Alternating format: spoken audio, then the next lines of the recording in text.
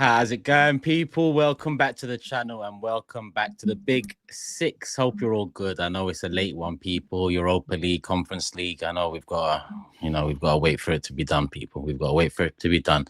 Get all the results in from Europe before we start talking. Why are you smirking there, Matisse? No, because it's not even me. It's not even me. My game kicked off at 5:45. It's not. You know, I was done. I was done, ready. It's TOBS and SAEED that's keeping you. You know what I mean? Or no, don't say TOBS. I was literally in the stream.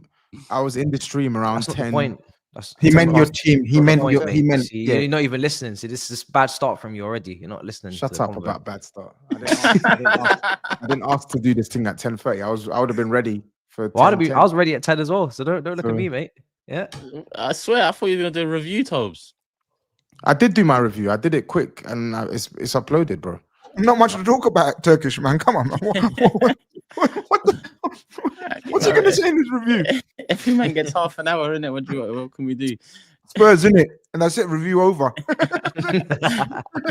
Hey, you know them reviews can get mad over on Tapping TOBS channel, man. Go subscribe to the individual channels, people. Go subscribe to the individual channels. Big up Big Steve as always. GRIZZ as always. Told Matisse. SAEED ain't here tonight, people. Cams will be joining us. Actually, I say will be. Speak of the devil right here. Big up Cams in the building. Devil, let me in. Let me in. I was backstage for how long, bro? Let me in, man. I swear, it was how long, man? Say no more. You got the nice introduction, and big up Cams as well. He's active on his channel finally, so go show some love to Cams. That was a good show if we had yesterday as well. But let's get into it because it's late. The big one on the weekend, Liverpool City both played in Europe this weekend. Hit the like button, people, and do all of that nice stuff. Oh yeah. Last show, someone said that a few people said that the link for the Manscaped wasn't sending them to the right place. So hopefully the link today, because I've double checked it, is working. Obviously, go show Manscaped some love, people. 25% off for the next few days, considering Black Friday. So if you use that link, you'll get 25% off. They'll know you're coming through the Big Six. So hopefully it works. If it doesn't, let me know in the comment section in the live chat. I'll get that sorted immediately. But if you was one of the people that mentioned you couldn't do it on Monday's show, go show them some love using the link today, people. I think Saeed's in the chat as well. But we move. Big up Saeed. Cool. What's the GRIZZ? I think it's only right to start with you, because it's like everything just keeps, Liverpool just keep on winning and rolling teams over, and you're gonna have to keep on batting away the favourites tag, it seems. No. There's no. You guys know me long enough to know that I try to keep it as real as possible. When it becomes necessary to speak highly of your team and proudly of your team, you do so. And when it's necessary to talk shit on your team or cuss them and slander them, then I do so as well. Right now, it's a very good place we're in, man. It's fucking mental. For me personally, that was the most complete performance under Slot's tenure last night. The most complete.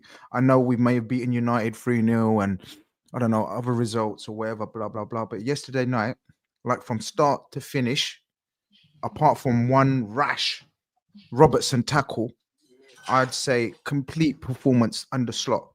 Like, this is what the vision of Slot is. Like, we were so patient, possession, the pressing was still there. It was a combination of Klopp and Slot yesterday. I thoroughly enjoyed it, man. It brings a smile to my face right now. I'm not gonna lie. Watching Liverpool, being a Liverpool fan, as I said, and most Liverpool fans have said, and media alike, everyone was waiting for a massive drop-off. Massive drop-off. What are you gonna do without Klopp? What are you going to do with players running down their contracts? What are you going to do? No investment in the summer. Oh, my God, you guys haven't bought a player. Same Klopp players. Oh, my God, without Klopp, motivation of Klopp. Let's see these guys fall off. It hasn't happened. In fact, the opposite has happened. We've become, dare I say it, a more complete football team. When I say complete, kids in the chat, don't think I'm saying we are complete. I'm not saying that. I'm saying more of a complete football team under Slot so far than Klopp. Certainly what he left anyway. Still a long way to go. Still work in progress. But yesterday was a massive indicator of what is to come under Arne Slot. I mean, I don't know if you guys saw the game, but yeah, I watched it. I've never felt like I tweeted again. Remember, I said before the Arsenal game, I feel relaxed. I feel comfortable before a game. Like normally when we're playing Madrid, it's like, oh, fuck's sake, man, these men again, because they are the ultimate football team in world football, heritage and all of that. But again, yesterday I felt calm, guys. I genuinely felt calm. And it showed on the pitch, man. We dominated them from start to finish. And yeah, man, obviously the big one on Sunday. And you keep saying me, and you keep asking me, all of you, you know, we banter, we joke and everything. We say, what then? Talk to me. What's the title saying? What's the title saying? In my opinion, if we beat Man City on Sunday, in my opinion, that rules out Man City. That's just my opinion. That rules out Man City. Then it becomes between us and Arsenal, I believe. I genuinely believe the title race becomes between us and Arsenal if we beat Man City, because that will be 11 points, the gap between Man City and this current image of Man City. And Steve will speak on his club more than I should. I don't want to speak on his club yet until we played them. But this version of City, in my opinion, can't win 15, 16 games in a row, because I can't see it. If they do, as I said, it will be the greatest league title win ever in any league, ever, in my opinion, if they come back, if they get beaten on Sunday. So yeah, there you go. There's the jeopardy for Sunday's game, guys. If we beat Man City, and it's an if, because we know football's mad. Form goes out the window when two great big teams clash, and two great coaches. Well, one great coach and one potentially great coach. When they meet, anything can happen. But I'm very confident. I'm very calm. That's the main thing. Normally, I'd be on edge, and I'd be saying, "Wow, it's going to be so exciting." I'm really calm, and I'm not sure if this is slot effect. I don't know what effect this is, or was it no expectations effect? But now there's expectations. Now, if we beat Man City, we are the clear favorites. Now, if these are all ifs, if we beat Man City, it's ours to lose. And I'll constantly say that. I'm saying that with my chest. You guys wanted to see chest and all that business. And I'm being real. I told you, look, I will talk when it's time to talk. And if I don't talk right now, I'm not doing justice to this team right now. If I don't talk right now, I'm not doing justice to Slot, to Curtis Jones, to Gravenberch, to Kanate, to Virgil. I'm not doing justice to these men if I don't show chest for them. So I must. And that's all. You got to change them ifs to whats, man, to whens. You got to change them ifs to whens, Grizz, man. You know you're beating City. You know it. No. You know you're beating Grizz. You know it. You know it. I've developed these grey hairs over the years of watching football, man, and stress and ups and downs. And you know what I mean? A wise old man once said a couple of years ago, football's a humbler. And there's a reason he said that. And that was a day, I believe, we beat Man United 7-0. I can't remember what it was, Man United, and then we lost to Forest the following week. No, I'm saying we lost to Forest the following week. And I said football's a humbler. So I don't know we're going to beat Man City, but we're certainly favourites. We're certainly at I'd say the most favourites we've been playing City in recent years. And that's all you can do. You can go into a game with confidence and being favourites. But football is a funny old game, and all of us will have experiences of that. So I'm confident. I'm not saying, "Oh, I don't know, man. I don't know." I'm confident, but I don't know we're going to beat them, because look, at the end of the day, they're a great football team with the best coach of all time. But the condition they're in and the condition we're in, it bodes well. Like, I feel like even at their best, and Steve would know as well, like, how many wins do City have at Anfield? Do they have under Pep? Not many. In the COVID season. COVID season. So even in their best moment, like obviously Liverpool are in their best moment as well, but not all the time. Not every season Liverpool in their best moment, and City weren't picking up wins there. You know what I mean? Pep, we've seen the All or Nothing documentary. Like, I know it's different players, no more Mane and Firmino and stuff, but you can see that he has that fear of Liverpool. He respects Liverpool. You know what I mean? And I think going to Anfield in this moment, if even with your best team, he wasn't super confident, and City will play different at Anfield, the way they would play at Old Trafford, the way they'll play at Stamford Bridge and stuff. And now going with this team, patched up, bad form, morale's not great at the moment. I think Liverpool should be going in there and just saying, do you know what? Like, let's put the nail in the coffin here, bro. Because City will struggle against any team at the moment. The way City are playing, they will struggle against any team, which we're seeing. So imagine the team, Liverpool. I just saw a stat sheet of Liverpool's form. Bruv, it is ridiculous. You guys have dropped only 2 games all season. All season. I can't lie. I think you should be going to playing against City and trying to give them like a serious working. I think they could get back. The thing is, right, and I've said this a few times on the show this week, this season, because I've been studying how Slott's team set up and how he attacks games, or how he like. If this was a Klopp game, then everything that you're saying is true. You can imagine Liverpool going out there, bombarding City from the start, gung ho, using the crowd, the emotional, everything. Slot, like he's done against Madrid, he's a pure tactician.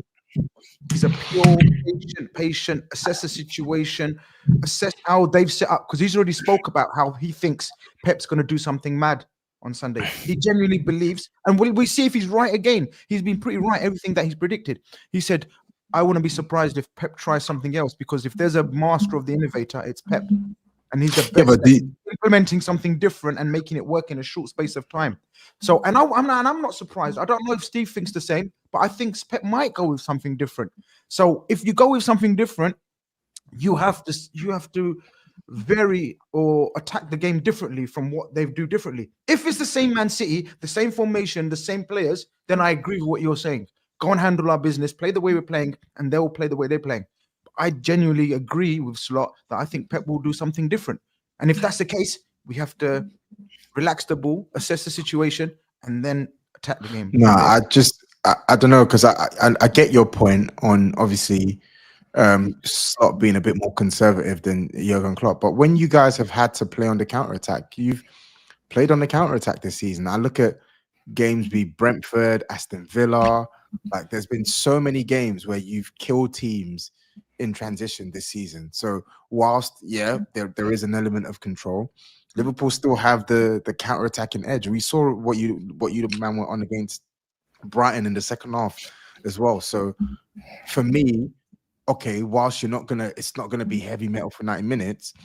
I expect Liverpool. Which bit did you disagree with what I said? I don't get it. What you said, like what you said. No, I'm saying I'm not saying I'm like you did. You started off by saying I disagree. I don't know what you disagreed with. Yeah, I'm disagreeing with your point on like Cam's is saying that you have to go there and like you have to put it on them, and you're saying Klopp. You said that Slot is a lot more of a tactician, and I'm saying Slot would. I don't think Slot. I'm saying Slot won't just go for them straight away. I think he's. But I'm not saying that he has to go for them straight away. What I'm saying is, despite Slot apparently being more of a tactician, there's been many games this season where we've seen in Liverpool akin to Jurgen Klopp style, where you lot have literally it's been end to end, and you lot have killed teams in transition. That's what I'm saying.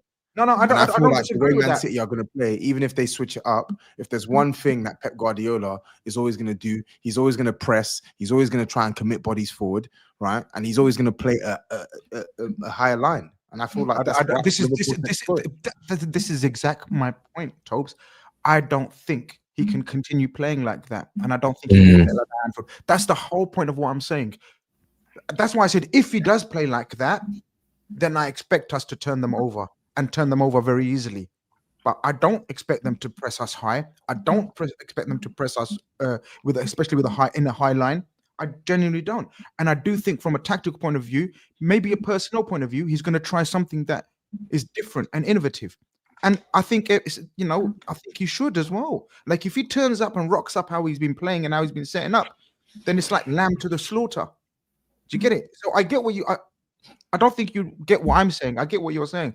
I know you're saying, but even if that's the case, if they think Liverpool can still beat them in transition, I think he's going to cut out the transitions.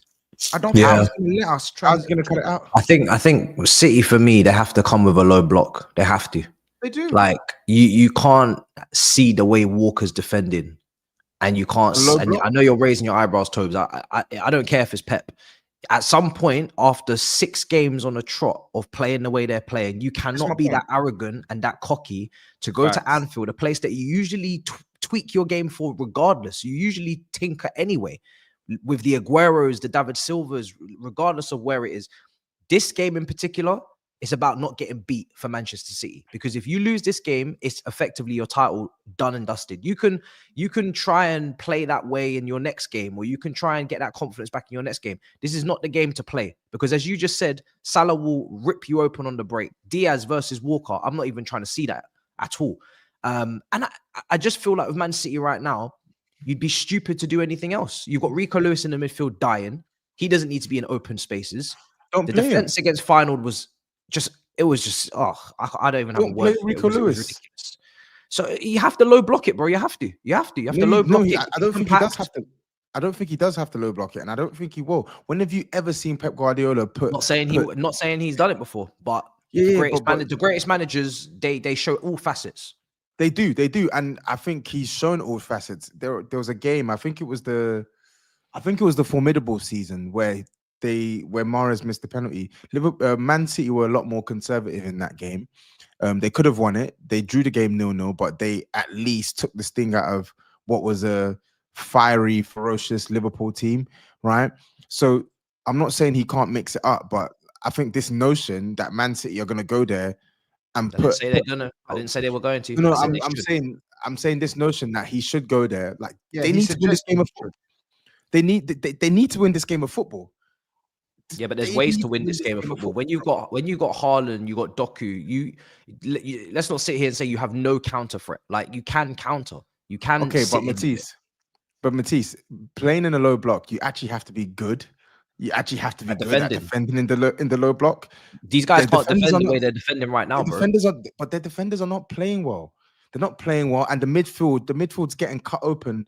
They're getting cut open. So how do you go about changing that? You go about making tweaks to your main style of play and actually playing the right personnel for the occasion. If I'm Pep Guardiola, there's no way on earth Rico Lewis is touching this pitch for me. Sorry, he's not playing. I'm starting Matheus Nunes for sure, either on the flanks or in the midfield. I'm getting some athleticism into the team. I'm actually getting guys who are actually gonna compete with Liverpool physically and are gonna compete with Liverpool from a technical standpoint as well. Like pick the right team for the occasion. Don't play Rico Lewis in the midfield. Don't play Gundogan in the 6. Who they got for that right now? Only person I can really think of is Nunes, that has like some technical ability and legs at the moment. So Nunes is just gonna walk in at Anfield. Jack Grealish is there. I thought Jack Grealish. Start Jack Grealish. Yeah, but that's from the wings. I'm talking about more in the midfield area, innit? I'm talking about midfield. Yeah. When you said athleticism, listen, Nunes for me. And listen, I love to be proven wrong, right? Nunes is not going to rock up to Anfield and start dominating the ball at Anfield. It's not going to happen. No. Nunes come from Wolves. I was even shocked that Man City signed him in the first place. I said, I don't know why they're signing him. He looks like a box-to-box midfielder. He looks like a Klopp midfielder. He's come from a low block team. I don't know why people are so scared of low blocks. They can't defend spaces. Simplify the game for yourself. Cut out all the spaces. Get compact and defend like a proper team. You haven't earned the right to attack. Until you stop conceding 3 goals on the spin every single game, you don't have earned the right to start thinking about attacking at Anfield. Set up properly defensively and hit them on the break, or try and do something different. I don't know why TOBS is afraid of counter-attacking football. He always says this. He said the same thing with Tottenham as well. It's like sometimes I'm not. I think I'm not afraid of counter-attacking football. Like the team that our main tactic with Ange Postecoglou is fast breaks. We hit teams on the counter. I love counter-attacking football. I'm just saying that this notion that Man City are going to go there, rock up, and because they play a low block, Liverpool can still break them down with the low block. Like the fact of the matter is they're not defending well as a unit. Whether you play them high, whether you play them low, they're not defending well as a unit. They're just not. So if you don't, sorry, go on, Turkish. No, I was gonna say let's bring Steve in because we've kind of started discussing how City might set up, how they should set up on Sunday against Liverpool. It wasn't another loss, Steve, but obviously held back after being 3-0 up. So another one to the. We haven't won a game run. But what do you make of it? The conversation here on Sunday. Do you change it up, low block, and see what you can? They can't play in a low block. They've never played like that. He can't do that. He won't. He's too stubborn. He's never going to do that. That's part of his problem. The other night, he 3-0 up, and he's playing a high line. And then if you 3-1, so maybe you think, okay, we conceded there. Let's just drop back a little bit and just knock it around and see the game out. We didn't. He stayed exactly the same. 3-2. Then you think, right, okay, he's getting a bit edgy this now. Let's just relax and drop deep. Why are we playing on the halfway line? He didn't. And then he's, you know, one thing you know with Pep, he's very stubborn, yeah? And he'll only play one way. So he doesn't do that. It's his way or no way. That's part of the reason why we're getting slammed. And the midfield, there's no physicality there. People are just running through us for fun. Gundogan, Rico Lewis, Bernardo Silva midfield. It's like 3 tiny guys in there. Foden's in there, offering nothing. You know, he's playing high up, trying to get the ball in the pocket. The ball's not getting to him in the pocket, you know. We're talking about Jack Grealish. Yeah, okay, he's on the left. He's holding the ball. Great stuff. Nunes was probably our best player the other night. You know what I mean? He was trying to get around a bit, but I've been saying it for weeks. We're a shadow of our former selves. People need to realise that you've got to watch football with your eyes, not reputation. Brighton had no reputation. They didn't give a fuck about our reputation. Just came and done us. Sporting Lisbon first half had a rep before with Man City, big reputation. When they realised on the pitch that they're not the same, second half killed us. Tottenham came there, realised, let's have a goal, just go for them. They can't get us like they used to get us. People can just gallivant them. And we're going to the worst place you could possibly go, other than the Bernabeu.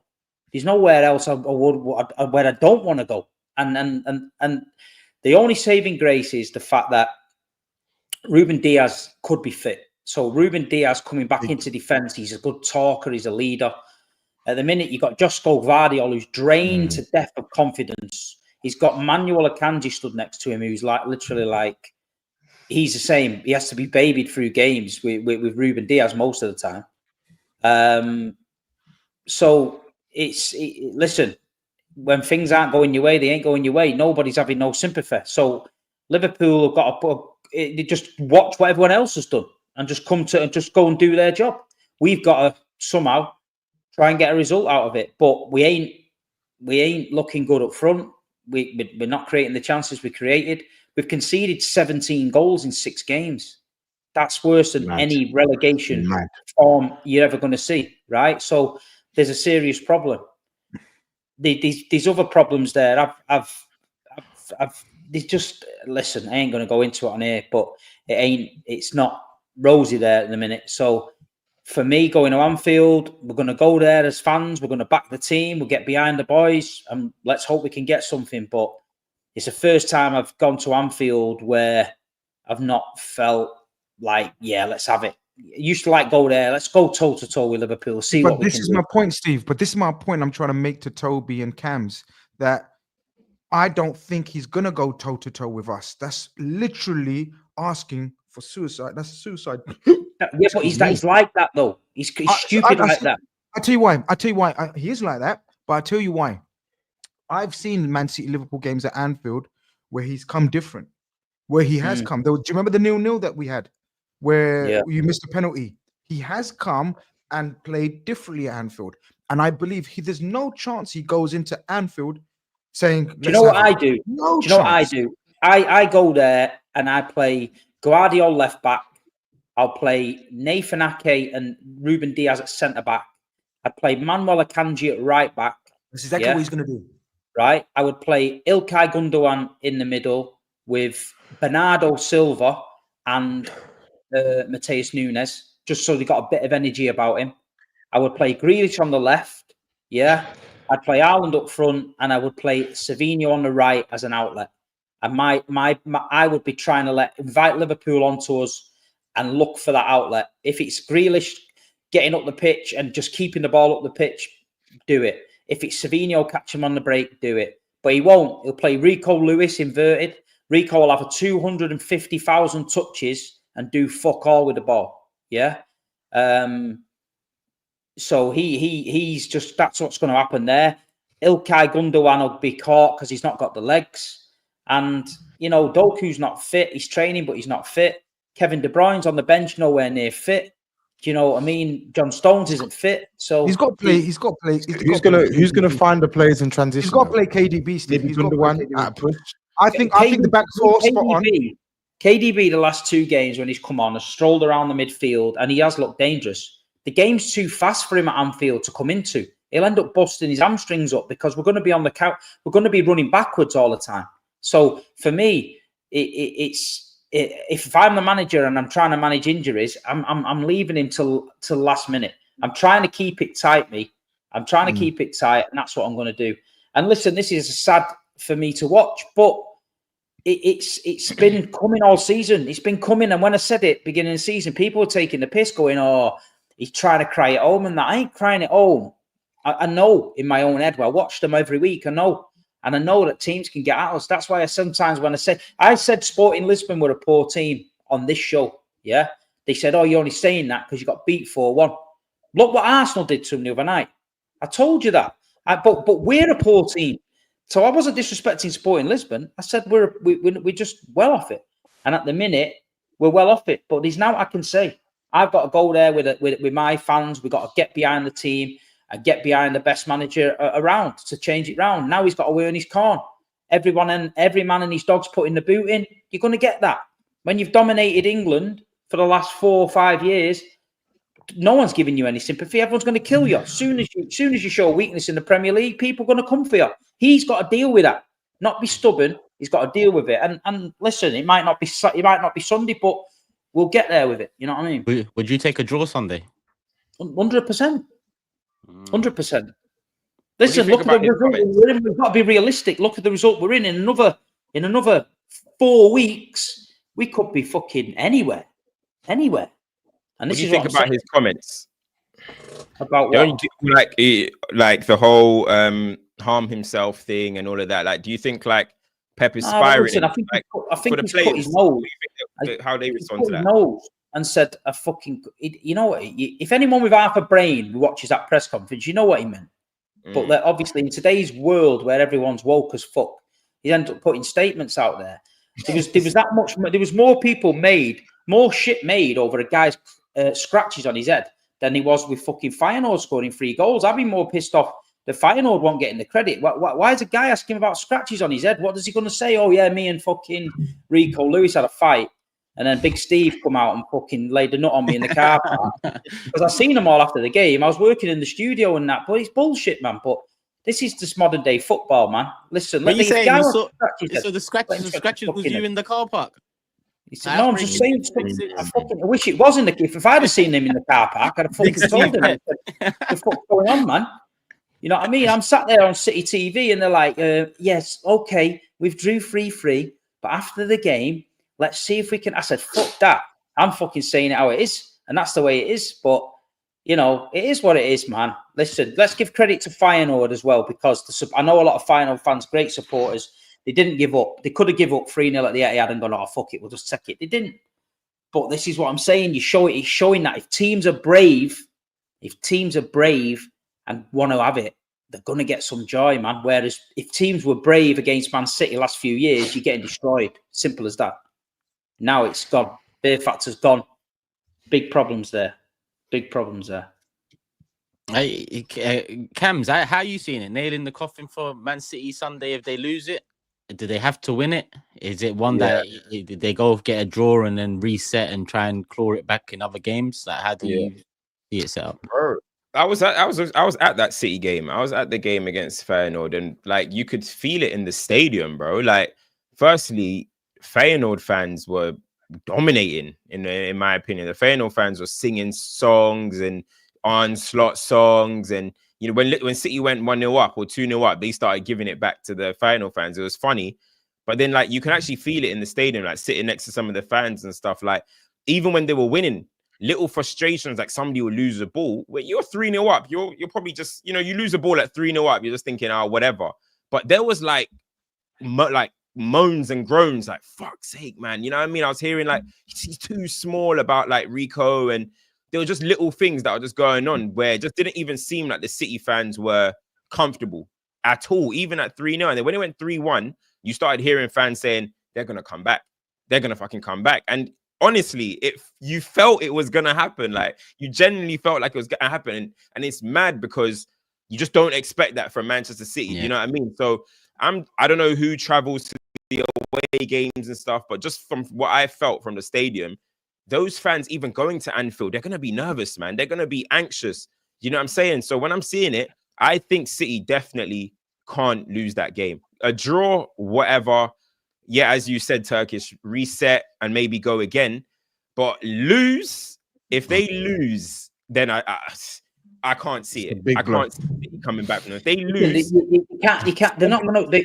They're not. If they lose the game, they can't win. They're not going to win the league because this isn't the same Manchester City team that can win 14 games on a trot. It can't win 4 on a trot. So all that needs to go out the window. It's not going to happen. Like I say, people need to be realistic. City fans need to be realistic. It's not going to happen. I was saying we need to get to January on the coattails of Liverpool and try and put it right. We're going to be miles off it in January. 15, 16, 17. It's not our race. We fell at a hurdle. And listen, I'm going to be right. Nobody can get onto Manchester City Football Club for falling after 4 league titles on a row. You can't do it because listen, it is what it is. We fall off. So what? Most teams fall off most years, come back 1 year, fall again. Europa League, we haven't. Just been bang, bang, bang, bang, bang. And they've made mistakes in last summer. They haven't strengthened the squad. They've whether they thought Pep was leaving or what, I don't know, but it was weird. One thing this club's always done is recruited well and in advance. Just as you thought there might be a drop-off, that person from the season before steps in and the train continues to roll. The train's derailed now. And it's down to the club and the hierarchy to put it right. Us as fans can't do fuck all about it. We've just got to go there, get behind the boys. No point in fucking ripping too many players apart. Pep's got to do that. You know what I mean? He knows who's good enough and who's not good enough. But it's been a badly prepared. I'm not even having the injury thing. Yeah, the injuries, okay, but you've got to have people behind that. You can't we cannot be setting up now at Anfield with Rico Lewis, Mateus Nunes, Ilkay Gundogan. That we can't be doing. How have we got to that? How have we got to that? That's what I'm saying. That is my point. So it is what it is. The situation is what it is. We've let Liverpool come dancing into the Premier League. This guy's walked through everybody, and you know. Listen, you know, I can't. It hurts me to talk and try and throw the towel in. I don't never want to throw the towel in, but I'm trying to be real. I don't want to give people false hope and go, well, Big Steve said we can do this. Big Steve's telling you now, I've watched Man City for over 40 years, and we're not a good side. We're not a good side. Last season, brilliant. This season, we're not a good side. I'm not saying he can't fix it in January and we go again, but in my head, I'd be thinking top 4, just get the Champions League place. Take this season on the chin, regroup, go again. Must have been. Go on, Camps. No, go on, Camps. Do you think there's players that Pep has lose trust in going into next season? Because this is the season where, you know, some people need to stand up and be counted. Do you know what I mean? Like whether the injuries and stuff, but at least put a foothold down. I think Phil Foden, you know, I think Haaland is scoring a lot of goals. But I think Haaland could even be doing better. He's missing quite a lot of chances in key moments for Man City. Yeah. But okay, he's got a lot of goals on his record. Guys know yourself though. When shit's going bad for you, shit like that happens. Yeah. When things are going good, you scuff one, it goes in the top corner. You flick a foot at it. If he does a flying kick, it goes in the net. Now he's hitting them, and the goalies are saving them, and things like that. It's just that's football. We've all been there. We've seen it before. When it's not going your way, it don't go your way. But Ilkay Gundogan was bought as a Rodri, 20 minutes to go, bring Rodri off, Ilkay comes in, we're winning, tick the game along. He's now starting week in, week out. Kovacic injured again, He was never going to be that guy. We've bought a 20-year-old kid, Savinho. He was never meant to play from the start. It was never going to be Savinho from the start. It was going to be ease him into his first season, bring him on. This now he's being thrown in. He's raw. He's so raw. He's like, he's got all the ability in the world, but he's not experienced enough for the Premier League. Teams are cute on him. And if you're a bit cute on him but City, that could destroy the kid's development. So they've got to address that. Foden's not stepped up, but I don't know why. We've seen the summer with England, he was not quite on it. He's come back to the Premier League this year, nowhere near it. And he's not a young kid anymore. He's got to step up. He's one of the leaders in the team. He's got to grab a game by the scruff of the neck, and we've got to walk off that pitch thinking Phil Foden won us that game. Do you know what I mean? Big Earl. Fuck big Earl. If you take away Erling Haaland's goals, mate, we're fucking in a relegation fight. This is what I don't get. Yeah. I can't. Sorry, I know Haaland. You can criticize Haaland in isolation for the Tottenham game. Yeah, he missed chances, but bro, you take away Haaland's goals, where would Man City be this season? Like, there have been so many matches where this guy's icing games for Man City, one touch finishes, 2 takes, bang. So for me, I don't even look at it as a Haaland thing. Like, Haaland is a striker, and he's going to miss chances. I'm looking at the rest of the Man City team to get to his level, because till now, Toby, any other manager, when you're in a crisis, right? You have sometimes you have to go back to basics. Yeah, go back to basics. Do the small things proper. Forget the flashy ticky-tacky one-touch football and the possession. Let's get the ball to our strengths, to the wingers, to Savinho early, to Grealish early, and tell them to get the ball in the box to the big fella. We've got the best number 9 in world football, and I don't care if it's pretty. If we have to go through 10 games where we have to fucking pump it long over the top to Savinho to run onto to knock it in the box to Haaland, I'm happy with that. Because for me, that will get us results. The way we're doing it now, we're just inviting pressure on ourselves. We've got players that can't retain the ball. We've lost our press. We can't press. We're pressing in ones. Forget it, yeah? And now teams could never usually press us. They can press us like fuck now. I'm going to tell you something, yeah? I'm going to tell you something. The EDS in training, I got told, had a 9v9 EDS development team versus first team. Yeah, 5 games, 9v9. Yeah, the EDS beat them. 6 games, EDS beat them 5-1. Yeah, 5-1. Right, so that's unheard of. That's unheard of. And, you know, Pep's ranting and raving and going mad and stuff like that. So they're just shot. A lot of people are shot. And I think there's not enough leaders in the squad at the minute around it to pull them out of it. So for me, because I look at Man City, and obviously Man City are at their best when they're with the ball. But I think one, in addition to the fact that your team is so unathletic right now in the midfield, right?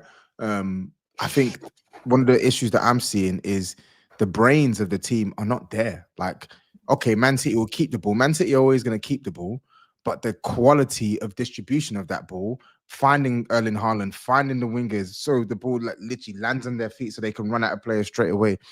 That's Rodri and Kevin De Bruyne. They're the 2 experts. You take away those 2 guys in the midfield, no one else is doing it. Bernardo's not dropping the ball he's not dropping the ball in a sixpence for Savio or for Doku or Grealish to run at their man. He's not distributing play, opening, breaking lines with his passing. Gundogan can do it, but Gundogan is no longer the same player this season. So listen, Man City are defending poorly, but I also think what they're doing with the ball is also not to the level that you expect from Man City, because the players that are controlling the ball just aren't at the level. They're not on Kevin De Bruyne and Rodri's level. They're just not on it. And you made a really good point at the start, Steve. Like, you're saying Phil Foden. Listen, Phil Foden I think he's been terrible this season. But again, I think we have to recognize that Phil Foden, he's a finisher. He's a finisher of moves. So to your point, Steve, he's the guy who wants to receive the ball in the pockets. He's not the guy that's going to drop deep, link play, etc., etc. In order for him to be at his best, he needs guys like Rodri. He needs guys like Kevin De Bruyne feeding him those passes. Kovacic isn't going to be that guy. Bernardo Silva's not that guy. So I just feel like Man City's whole feng shui is off. It's completely Sometimes off. you gotta adapt your game though, man. Like, Agree. just for this period, you know what I mean? Like, even if it's just a little period. I was watching the game and it's like Foden, I get it. He's not getting the passes in the gaps. When he does, he just wants to turn and shoot. But there's times where he's running around and sometimes he's just standing next to players and it's like, what are you doing? He genuinely looks like he's just like lost in the middle of the park. He don't want the ball. They're standing next to players, so you can't pass him the ball because he's like, they're playing with freedom. Everyone wants the ball. When you're getting your ass fucking slapped, everyone's hiding, mate. That's what's happening. Yeah, that's what I'm seeing. And I'm Well just like, said. no one's saying turn into Cesc Fabregas or something and start knocking it around the I park. did a video last week, right, Cams, and I said Rico Lewis for me is not a midfielder. He shouldn't come in the midfield. He's too lightweight. He needs to stay at right back. Rico Lewis unfollowed me on Instagram. So if your players are getting upset about me, who never criticises players, who never throws anyone under the bus, if you're getting upset by me telling you my opinion, then you fucking weak-minded, mate. Simple as that. So at the end of the day, I thought, you know what? I'm just going to say it exactly how it is. I don't go around slating players off to cause a reaction. I've stopped some of these Man City channels from doing videos about this player needs to go and all that. And I've said, calm the fuck down. I've tried to keep the peace, but I'm just going to do my own shit now and just speak to what the fuck I want to say. I don't give a fuck. You know what I mean? If you can't handle it, mate, on fucking 70 grand a week, then there's a problem. But I just, it's my opinion and I'm entitled to it. But at the minute on the pitch, you know, they're getting pulled apart all over the place. And Anfield Sunday, just pray. Yeah. Sorry, Liverpool should be looking at this, and I'm not going to do the whole, GRIZZ should have his chest out. But, bro, if I'm a Liverpool fan, I'm smelling blood and I'm saying, let's bury this team, man. Maybe not 3-0, not 4-0, but you have to beat. I don't give Man a shit about City. the score. No, I agree with you. There's no Man doubt. City. There's no, yeah, I agree with that part. There's Yeah. no doubt that we have to win. We have to capitalize on this downturn in form or slump and injuries or whatever it is that's happening at City. We have to capitalize. I'm not saying we're not. I'm not saying, I'm not even nervous because the result might not go our way, because it can. The result might not go away. I'm just saying I'm very fucking relaxed, and I can't explain it. And I've been like this throughout the season. Like, he has brought a very calm demeanor. You listen to him speak in press conferences, in his interviews, in everything that he says and done. It's the total opposite what Klopp brought. And there's not a diss at Klopp. Klopp was different character, different personality. Like Fergie, like Fergie was more, you know, man management, all about sort of, you know, psychological side of things. This guy is all about the tactics. And, you know, the way he's got us playing, it took us about 6-7 games as a fan base to think, yo, speed it up, yo, attack, get numbers in the box, make, you know. But now we've realized, shit, he plays in a total different way. And that's what I'm saying. I don't think it's going to be gung-ho and we're going to go and blast them to bits. I think it's going to be a very strategic game of football. I'll be shocked and amazed if Pep comes, you know, what's the word? Gung-ho, like, you know, let's bring it on. Let's have a shootout like it was against Spurs. Basically, Spurs and City was pretty much a shootout, end-to-end basketball type of game. I'll be amazed if he plays like that at Anfield. Because if he plays like that, there'll only be one winner. I genuinely think he's going to play exact back four. That's what I had in my head, Steve. I think it's going to be Gvardiol, it's going to be Ake, Diaz, and Akanji. The biggest, the strongest, the most physical back four he can pick. He might even still actually persist with Walker and play one of those guys in midfield, Steve. I genuinely believe that. He might try and pick one of those guys in midfield just to bring you physicality, because set pieces, we're very good. We're very good at set pieces. And if you've got Gundogan, Foden, Rico Lewis in that team, and Savio, that's 4 players that are under 6 foot. And Silva. Yeah. Silva as well. Yeah, if you pick those 5 players all under 6 foot, set pieces might be an issue. Even though we've got bad news with the Konate injury, it's an absolute sickener because you guys know what the form Konate's in. Well, what's the news? Yeah, literally not even a challenge. Last final whistle, all comfortable. That little prick, snide prick, Hendrick, fucking Pele's son, fucking wannabe Pele's son, right? He fell on him. He'd been trying to do him dirty for the last 10 minutes before that. Little fouls. And he finally caught him, man, with one. And he's been assessed. I think he's avoided big injury, but I think he'll be most certainly out for Sunday, which is massive. Wow. Massive loss. That's big. Wow. It's big. Bro, you've even got some City fans are like this to me today. We need to bring Calvin Phillips back. I'm like, are you fucking pissed? Wow. Fuck me, you lot are in shit now. This is what you're saying. I'm like, are you pissed? Said that? Calvin Phillips. Calvin's just doing it. It didn't work for Calvin. Move on. But You know, it's like people are mad, and it's like people just make mad shit up in their head. We need to do this and we need to do that, and we should be putting him and we should be doing that. And I'm just like, listen, this is where Pep Guardiola has got to earn his fucking corn. Yeah, he's got to earn his corn. He's got to do it. So he's got to do it. He's got to do it, man. This is it. It comes across now with the new contract there. It feels very much like you said, you've won the title 4 times in a row. If you wasn't to win it, it's not really one that everyone can look at and laugh and rip you about. But it does increasingly feel like a reset. See, it feels like Pep's first season. You know, when the results were terrible, but he was still kind of working it all out, and at the end of the season there was major moves made. But that takes me to the next thing, because we've talked about Pep's contract. That's been sorted now. We've talked about potential charges, and maybe that's why Man City in the last 2 summer windows haven't been the Man City we know in the windows. Steve, do you still get the feeling that this ownership is still as excited as ever to be owners of Man City, because they've won the treble now? They've won, you know, they've done the 4-peat. They've locked. They've done what Roman Abramovich done, but better.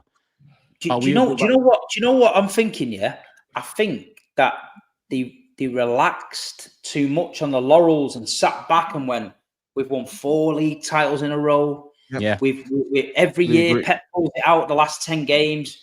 Let's just roll with it. And then all of a sudden, Oscar Bob breaks his leg. Rodri's injured. We're looking at the team. Fucking hell, it's not working. Next minute, oh shit. And I think they're panicking. And so I'm expecting some sort of reaction in January. Whether we get slapped for an extra 20, 30 million on players, I think they'll pull the trigger. They're going to pull the trigger on the people they want now. They'd rather give them people 4 or 5 months from January to May to get bedded in. And then I feel like they're gonna blow people in this summer. They're gonna blow people away. They got the World Club Cup going out to America. They ain't going out there with fucking Ilkay Gundogan in midfield. It's not gonna happen. So we need legs, and you're gonna get a reaction. I think you'll get a reaction. The owners, you know, they're doing what they're doing, but I do believe that they rested on the laurels a little bit and got a little bit too cocky, thinking that they could get away with it. I watched the new documentary that comes out. That's just come out. They asked Cheeky about the transfer window, and he says his actual words was he had a nightmare. He had a nightmare. So they know that. And let's see if they can put it right. They've got to. They can't let Pep Guardiola get wheeling him out every week, scratching his fucking bonds and looking like he's having a breakdown. That they can't do that. So he's going to go to them and go, yeah, that's who I want.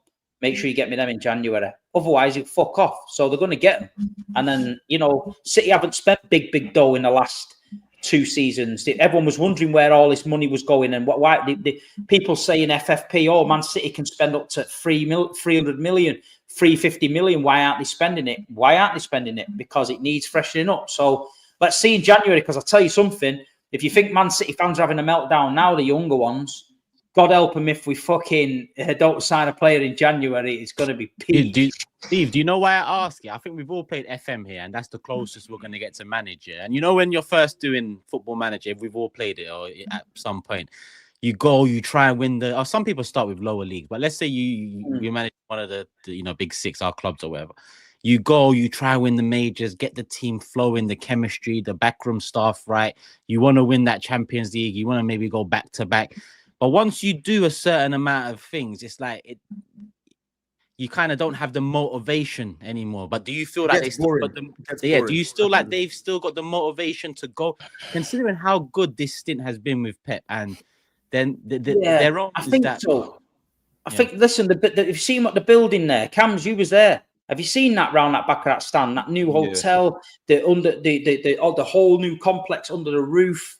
The match day experience, you can get there at 8 a.m. in the morning on a match day. They want you spending all your dough there. Doing everything like you wouldn't believe there. The motivation's there. But I think they thought play inside sweet. Pep's got it under control. We're going to bounce another one out there and we'll just concentrate on this. And then now it's gone Pete Tong. They're like, shit. And Cheeky's leaving. Hugo Viana's coming in from Sporting Lisbon. So he's got to make his first impression on City fans. He's got to bring some blockbuster signings in to make people think this Viana is the bollocks. Because if he turns up with Calvin Phillips back from Ipswich and Liam Delap on a recall for 40 million, the people are going to go murdering. So he's got to be bringing Musiala or Wirtz or one of the big dogs in, because he'll start getting shit then. Oh, we never had this with Cheeky. Cheeky brought us Haaland. Cheeky did this. Cheeky did that. They've got to be very careful. At the minute, the Man City you used to look at, where it was a machine steaming forward, at the minute, it's a machine, but it's breaking down. Needs fixing.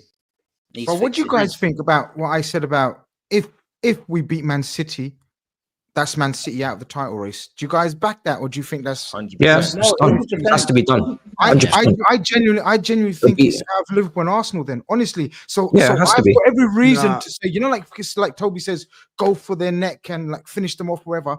I genuinely do believe that should be an ultimate motivation, because suddenly there will only be 2 teams, in my opinion, unless Chelsea do a crazy madness and I still think sustain they'll be this. in it, man. I think when you're 11 points, yeah, behind, I still think they'll be in it, but it's just tight. It's just very, very tight. Now, It's for me, just when this- you're normally, if you're 11 a points normal behind, you shouldn't be coming back from that. Normal City team, there's no way it'll be over. But Steve just given us fucking monologue of how this ain't a normal team, the normal City team. That's my point. Like That's the only reason I'm I writing think them off. it'll be over, man. I think Yeah, it'll be it over. has to be over. Not because City he's though, gonna- Cams. who's I'm not gonna- saying like the title race. City. will be Yeah, over. but City. Walker's not going to recover from the season. De Yeah, Bruyne, Arsenal is definitely not out of it. De Bruyne was someone that you knew was starting to pick up more injuries. He was going to drop off at some point. He wasn't going to be able to be the main fixture in that side. They had to know that. That's why Foden winning PFA was massive. Hopefully he was going to, take the torch. Bernardo, last 12 months, is he just going to miraculously become world class? I don't think 11 points you're going to make that up. You shouldn't make that up. If they do make that up, that's Liverpool seriously bottling it. That is when you call Liverpool bottle jobs. I don't care if it's a new manager or whatever. That team's got enough blend of experience and motivation with players that haven't won it before to see out that 11 point lead. And I agree, Tobes. Matisse, I absolutely agree. I'm not going to suddenly say, oh, you can't call it a bottle job. No, the only reason I won't call it a bottle job is if City win fucking 26 games in a row, whatever's left. Yeah. Like 25 games. Then imagine we draw a couple and lose 2. That doesn't mean we're a bottle jobs. That just means, they've just gone on a 24 winning. I'm not talking about unbeaten, winning run. Because that's what you'll need to do, Steve, right? I think it will need a 20 game winning run. It's not going to happen. It's not going to happen. Liverpool could capitulate, but City won't capitalise. That's why Arsenal's set up better for me. That's what I think.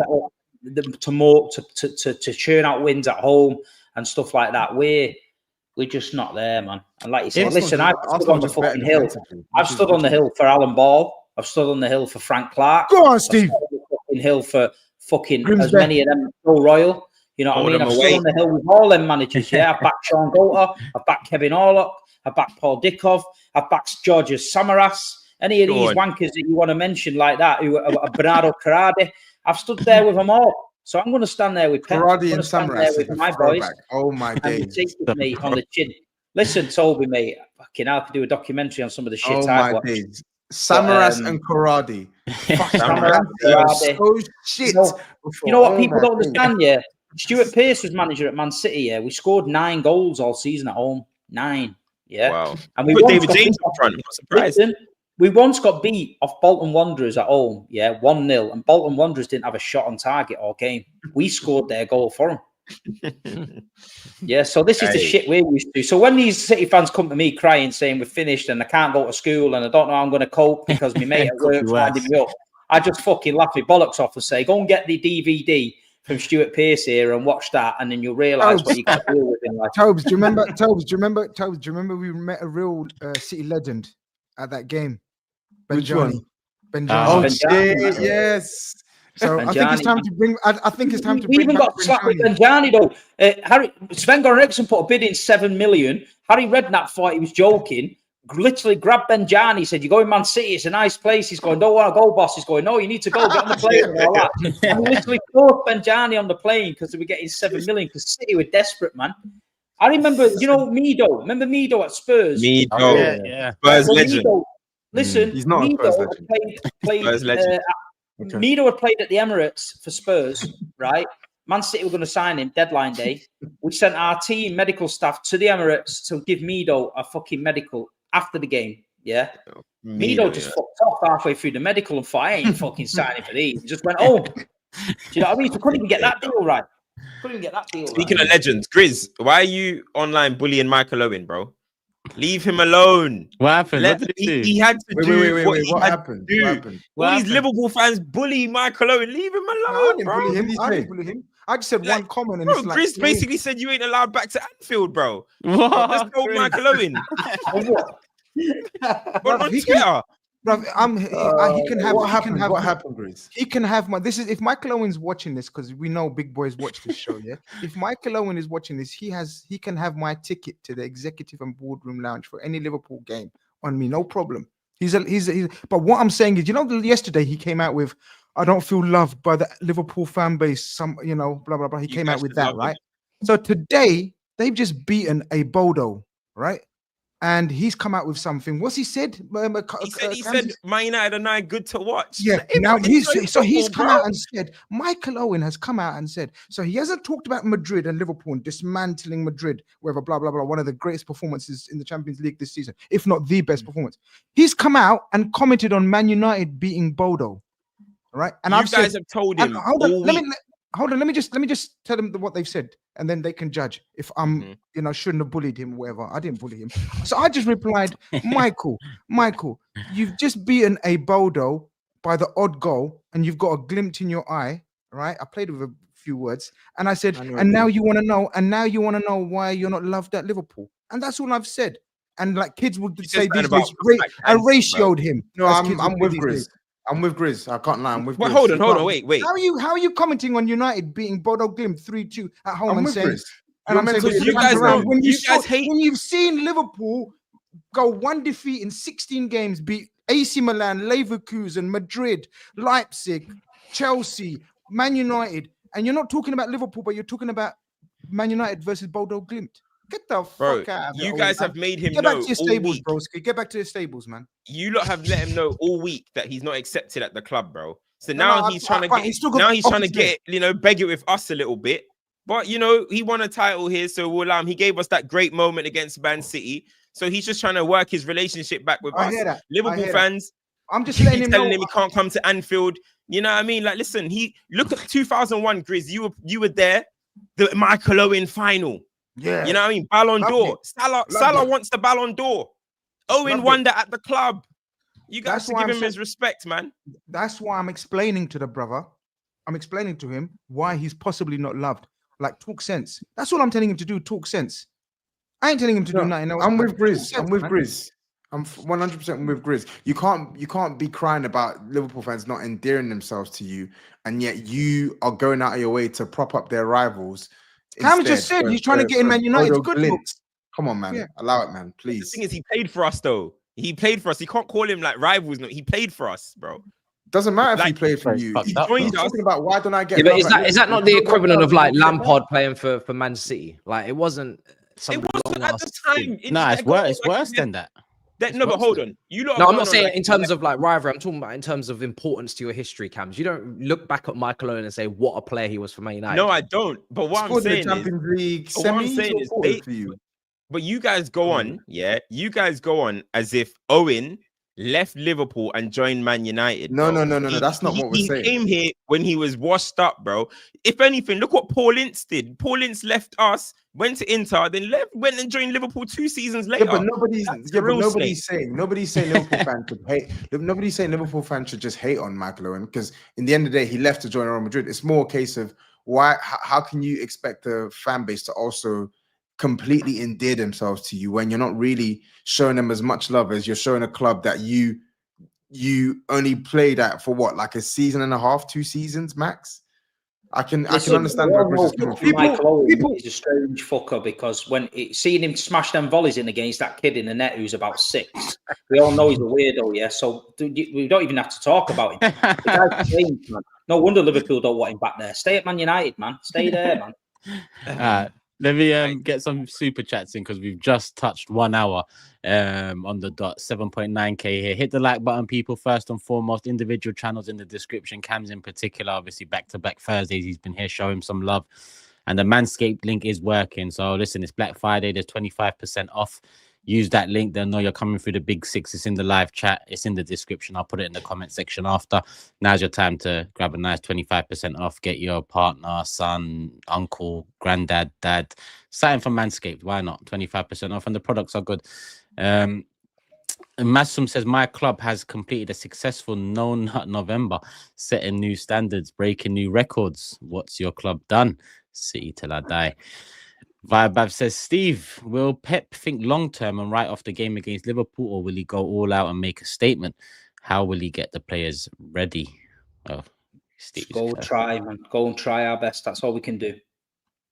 Manny Happy Run says, if we beat City, we challenge ourselves. No need to worry about Arsenal. We must. Nah, I agree with the challenge ourselves, but I'm not writing off Arsenal yet. But I'm prepared to write off City if they lose. If they draw, if they win, nothing's done. Nothing's over. If you win, I think if you're alone in it, you'd have to let someone else back in it. If Arsenal lose to West Ham, are they out of it? Not alone in it. Yes, Of course. Yeah, if we win And Arsenal lose. I was asked to lose. Arsenal lose to West Ham. West Ham away. Well, Yeah. draw. You had draw to that as well, but No. we still Was got asked to lose. I'll say on my chest. Tite was asked if City and Arsenal lose this weekend, it's asked to lose. That's what's Yeah, it's frustrating a for a big- lot it's a of big gap. people. I feel like Liverpool good side, but I think they've had better sides, and that's what I feel like. That's why I was saying about the Arsenal situation, thinking Arsenal look like they're on the verge of doing it, and if Man City slip, Arsenal's going to do it. That's why I had a feeling.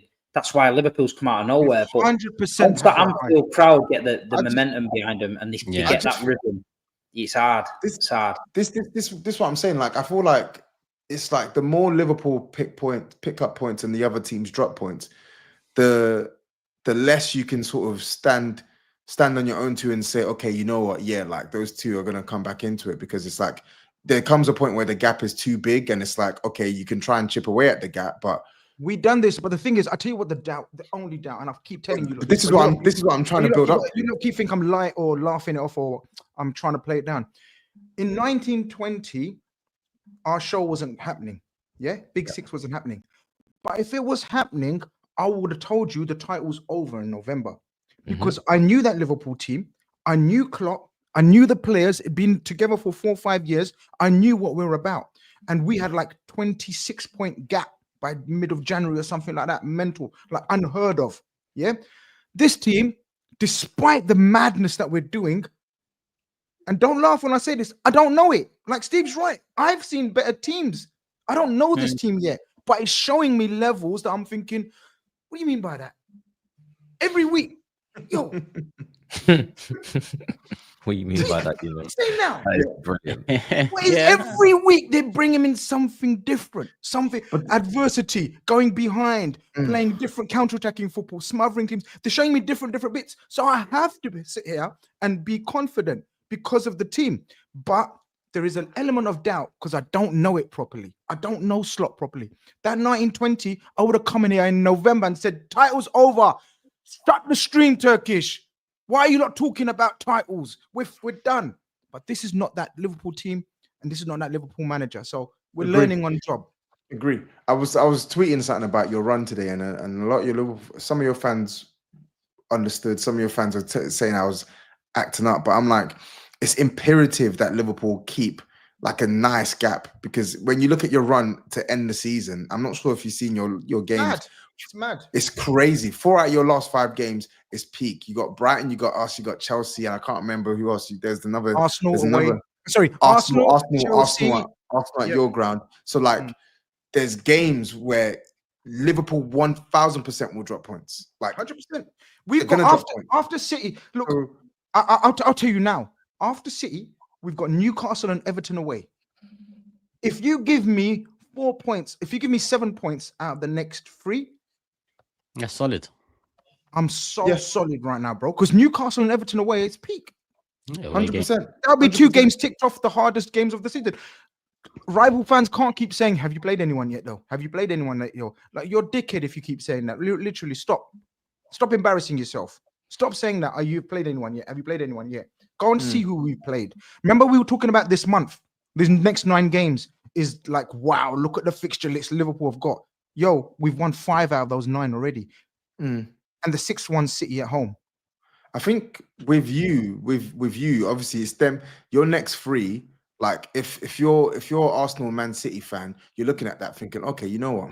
Liverpool Everton and Newcastle, they got drop points, and they Arsenal got they- win their next 3. Yeah, they can drop points, but the point I'm making is Man City also have tough games. Man City have got Aston Villa away coming up. I think they got Man United, I think, coming up. Man City have got tough fixtures. So really, as much as it makes me sick to say this, but like if you're an Arsenal fan, you're looking at this from afar thinking, yo, we've probably got the easiest set of fixtures out of these two. These two are playing each other. One of them are going to drop points here, and we can probably near enough guarantee the other is probably going to drop at least a point or 2 over the next couple of weeks. So if you're an Arsenal fan, you're looking at this thinking, I could put a run together. And that's why I'm saying with Liverpool, even if they beat Man City on the weekend, I don't think the title's done. Sorry, I really don't think it's done. No one said that though, because if Arsenal win, they're in the title race. That's what everyone said. Like no, for we me, said the title's done. Yeah, exactly. no, it's Oh, not. It's sorry, only my bad. it's only if Sorry. it's only if Arsenal is lose to no- West Ham. There is no race at 9 points. I'm gonna tell you, man. I Now. hear it from your perspective. I'm just If saying, like, Liverpool I'm not beat ruling Man Arsenal City, out. is a they race are at 9 alone points. in this title race. If Liverpool beat Man City Monday, the race is Liverpool. 9 points away from Arsenal if we win against West Ham, and 11 points away from City if they beat City. There is no race. Okay, They have to let us back into it. That's why I Yeah, say we need to win all our games mid-January, see where we're at, because the hope is Liverpool drop points. It might not be a But there race, is for a you, race, but I'm though, saying because I'm there not is a ruling race, out. absolutely I'm not a ruling race. out They're Arsenal. going to drop points, No, Turkish. I'm not ruling out 100% Arsenal because Going to drop Arsenal. points. We already know Arsenal can go 10 plus games. Arsenal can go on stupid runs. We saw it last season. We saw it the season before. Arsenal are in that group now. 100%. We can do 10, 12, 14 games on the spin. 100%. They're with Man City and Liverpool in that now. The last season, the run that you went on and you still didn't win it, it's not as bad as Liverpool's over the years, but it's still peak. I'm just saying Man City will be out of it because I don't think they'll be able to put that run together the way they're looking this season. With Arsenal, Man City can afford to consolidate in third and strike it off. Arsenal actually can't afford to not be in a race. Because that's damning. Because that's a massive backward step. Without winning anything, without achieving anything. No, but this Arsenal conversation have is to not be in the going race. into So that's what why I Arsenal- think they'll stay in it. You're moving the conversation again. You're trying. We're talking about the race, not what Arsenal should be doing. We should not be moving better off. You are. You're talking about what Arsenal. It's damning if we're not in the race. We're not talking about that. It's damning already that we're 9 points behind. We're talking about is it a race? It's a shambles that you're 9 points Is it a behind, to be honest. race? Is it a race 9 points behind when we still got to go Anfield? Is it a race? People can't say 11 points. Man City are out of the race when they've won the title 4 years in a row and they've got one of the greatest managers, and then try and insinuate Arsenal are in the race 2 points ahead Yeah, of but Man I've given City. context behind that. I've said this Man City team. I said if it's a normal Man City team, they're not out of it because I know what they're about. The biggest City supporter that I know that goes home and away is telling us 3-4 weeks in a row now, saying that this is a shambles of that City team. And he doesn't believe that they're capable of putting 16, 15, 14 wins, 10 wins in a row. And that's why I count them out of it. Your team has not gone through that adversity. Your team is not playing like them. Your team is still in its prime, so to speak, or coming into its prime. Most of your players are still young, vibrant, you know, all of that business. You still have no reason not to continue the race, Turkish. That's what I'm saying. Whether you beat us or not, I agree. But you're definitely not giving up. I sense City would give up. That's my point. At That's the what I'm levels saying. of motivation, at the age, at the motivation of the players, you guys should have fire in your belly and chase us to the fucking last game, man. 9 points, couple of draws, couple of defeats, bang, he's back on again. Imagine we draw those 2 games, not even lose to Newcastle and Everton. Imagine we draw those 2 games and you win your 2 games. Suddenly, is that 5 points? Are we saying the race is over? Exactly. Can It's a 2 game split. Guys, can we see Liverpool drawing? No, but we drawing? can get back into it. No one's saying Liverpool's going to go. If you win, though. No one's saying that. But 9 points and a trip to Anfield. Trust me, if Arsenal were 9 points clear right now and it was a trip to Emirates for Liverpool or Emirates for Man City, the narrative would be there is no race. Arsenal need to win this now. Let's not do this. Liverpool are 9 points clear You with know what? world-class players, legendary So Premier actually, League players. yeah. And we're saying That that Odegaard what you're return not saying. moving you. I That get what you're Odegaard saying. I get return what- that right-hand no, side. no, we can make a Timber. run. Cam, Saka. we can make a run, but it's a 4-game swing. It's a 3-4 game swing already. It is. That's a big swing. And if we're saying we're one draw or one loss away from being out of it, that's a very thin line right now. Yeah, it is. To be That's playing. Yeah, that's the But margin. there has to be, a That's line. the margins. There has Titles to be are a won. line, right? There Yeah, is a line we- between you being in it and you being out of it. This is the Okay. line. And if you win on the I weekend, don't know. I think for me, you haven't crossed that. Your line is different to my line. That's basically what this conversation is about. But for me, if you're not double digits, you're still in it, and you shouldn't be giving up. If you're over double digits, you need to think about something else in life. You're somewhere else. That's how I see it. For me, you're capable of doing a run, and Liverpool have had already a crazy run already this season. Are they going to go on another 10-game, a 12-game, one draw, one defeat? Maybe they will. But what I'm saying is that you could now go on a run. And you could close it to 5 points in February. And if you're 5 points off in February, you're in the race, right? So 100%. yeah. What about Chelsea? Nah, Hey, man, you don't lot- try it. you Don't try lot- that. Don't try that. Hey, hold Don't on a try that. second. Wait. The integrity Don't of try the that. show, Tom, man. I don't know what Maze is. The I don't know what integrity Maze of is the letting show. you Let's get away finish with this on the section, weekend. and let's do the You ain't gonna try predictions. that tomfoolery over here, brother. What's Okay. going Got on? tomfoolery. We Let's just get the spoke. Hold on a second. We just spoke about Arsenal being capable of going on a 10 to 15 game winning run.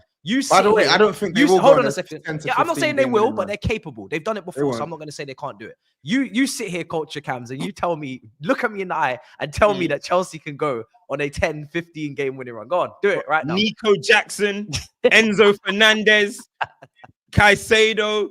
Bro, you don't on form right now. What? Yeah, Enzo's man. got what? 6 That's- assists in his last. We're in form, yeah. some We just against won our some first Summers. game in like what 3? We just didn't beat you.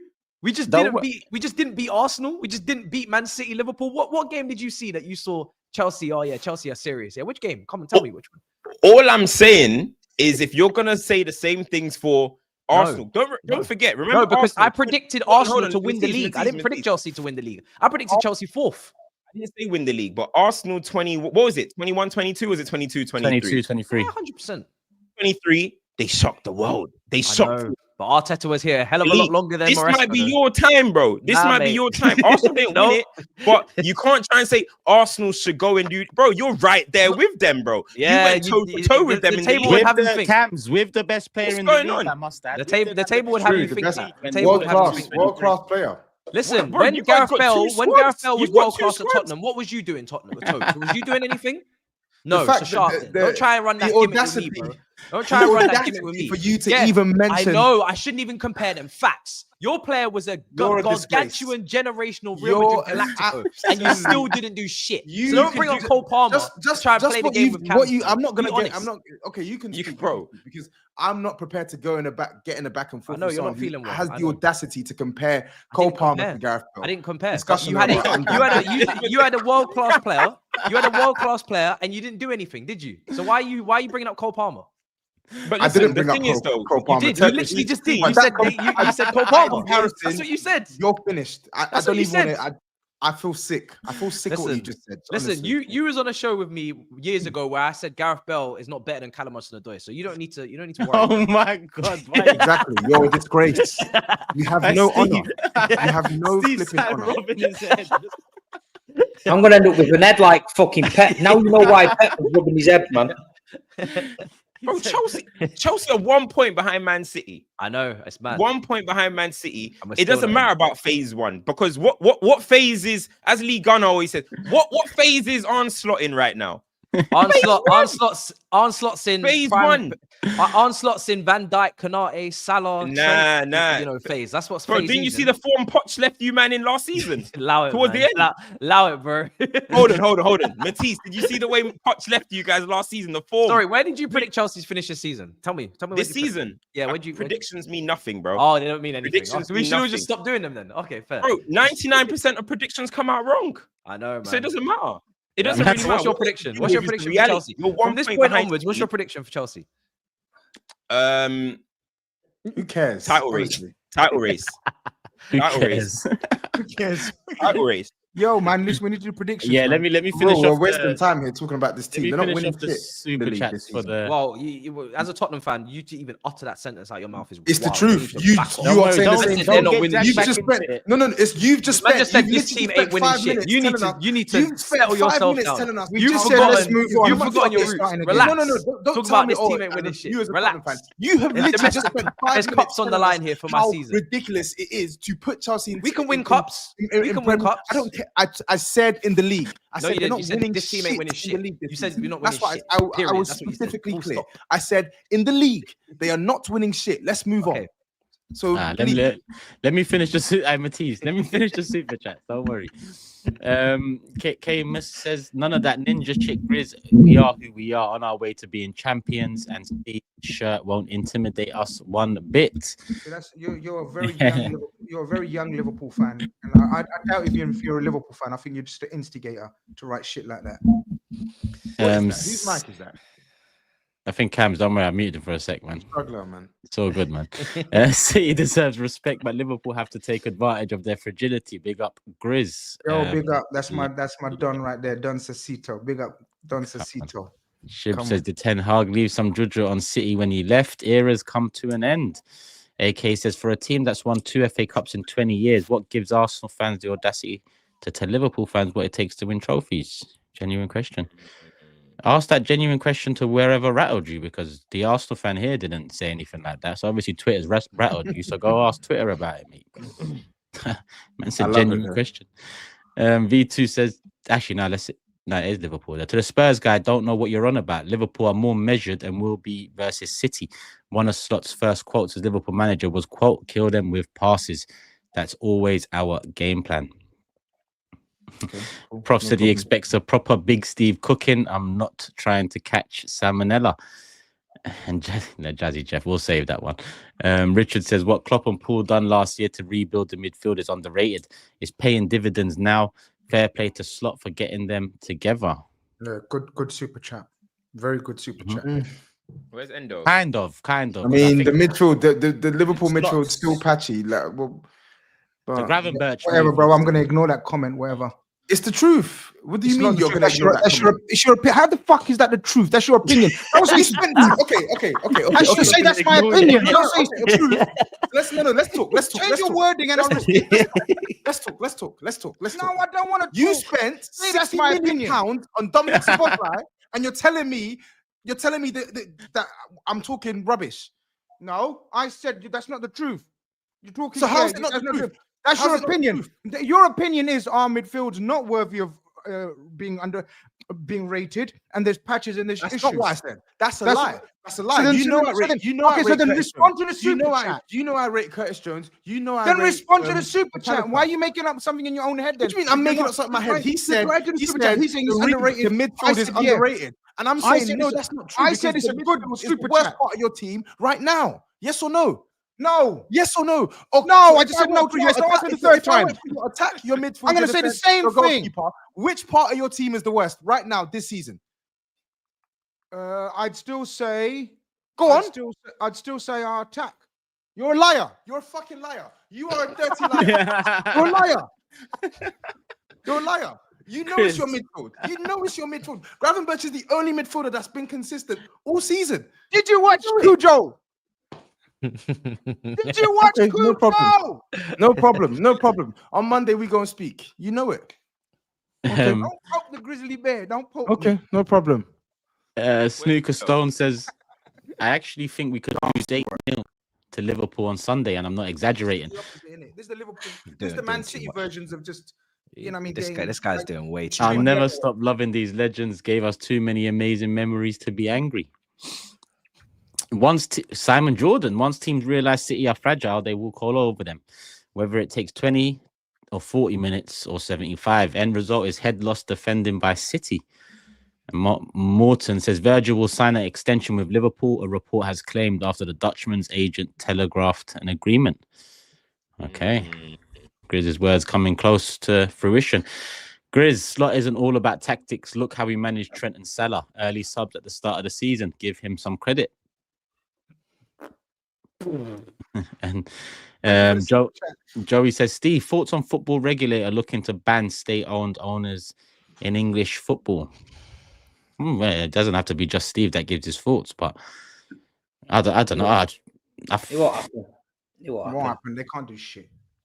Yeah, and people need to understand there is ulterior motives at work as well. It's not like the American owners are fucking great owners as well. You know, there's a reason why it's only a certain type of owner getting attacked. Because a lot of American owners have fucked up football clubs as well. So there is arguments to be made across the board with different types of ownership. But why is it just one that is looking at? Well, it is what it is. That's a subject for another day. Joe was the worst striker we had. 20 M's was garbage. Fun times, Joe. that was the Elano days, isn't it? Yeah, Joe, fucking hell, man. Another one, 20-odd million quid, and then we end up loaning him to Everton. It's like, what's the point? Toby, Yeah, you're strange nasty, one. Toby. You're nasty, Tobes. Did you just He was in retweet your my fuck story? about and find out days, to be fair. I didn't even retweet Yeah. McAlorin. I just retweeted my. He I retweeted didn't. back. I actually didn't. Blue Moon says we need to get Diaz I beg fit. your pardon, touchline for a crack up. Big up the touchline. Touchline. You got touchline. Sorry. I beg your He's pardon. Sorry, Toby. Diaz is the only leader besides Rodri. We're like a wounded dog at the moment, backed in the corner. Hopefully, we bite at Anfield. And Blaze says City fans moving like celebrity kids. They've never been to the hood where dad came from. Some so entitled. They're saying this is worse than Chelsea last season. Some of them are. I mean, it's just, I don't know. They just, it is what it is, isn't it? Young uns, the wild in it. They're not used to it. They have. I get them all the time. Bless them. Some of them, like teenage lads, they're often trumpeting that, and they come to me at games and they're like proper having meltdowns, and I'm like, just fucking calm down, mate. You know what I mean? You gotta have a heart attack here. Just relax, man. But you know, there's one thing for certain. You start to see the true colours of a lot of people. You know what I mean? And there's a few people I've seen the true colours of. Some people aren't cut out for the roller coaster football. You know what I mean? Up and down. You know, my mate Traps, innit? Traps disappeared last year, went supporting Wimbledon and that. There was a rumour he was at Arsenal. Now, because Man United have got a new manager, he's back. You know what I mean? He left SAEED on outside the souvenir shop with a bed sheet. And now he's trolling me every day about City. And I'm like, hold on a minute, mate. We all know about you. You know what I mean? Disappearing, going to support Wimbledon and that. I hate Man United. And then now he's back. But that's what some people are like, man. Yeah, but we've got the same in the Liverpool fan base, Steve. We've had so many people that were slot out before he even fucking walked through the door.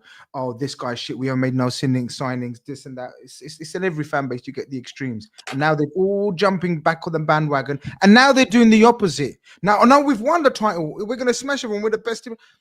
Fucking relax, man. Learn the game first before you talk, man. It's not good for you if you don't learn the game and you just keep talking. Make yourself look like idiots. How do you think Toby feels, man? Toby, man. Fucking hell, man. You know what I mean? You got to respect him, man. That's why I said last week when he was cooking me alive, I said, just get it over with, bro. You know what I mean? Fucking hell, man. I've yeah. You listen, but football's football, man. When you're with a team, you've got to be with the team through thick and thin. You just got to. It's in your blood, man. It's in your blood, no matter what. If Man City got relegated tomorrow and I was stood on a field in the middle of nowhere, I won't give a fuck, mate. I'll be on my own with a Bovril. I'll be waffling bare shit. I just love football, man. I love my team and that. And like you say, you've got to be honest with people, though, because there's a lot of young ones that look up to people like us. I know we're just fans and we're on a platform, but people will hang on literally every word some of us say. Yep. And you've got to be careful what you say. And I don't give people false hope.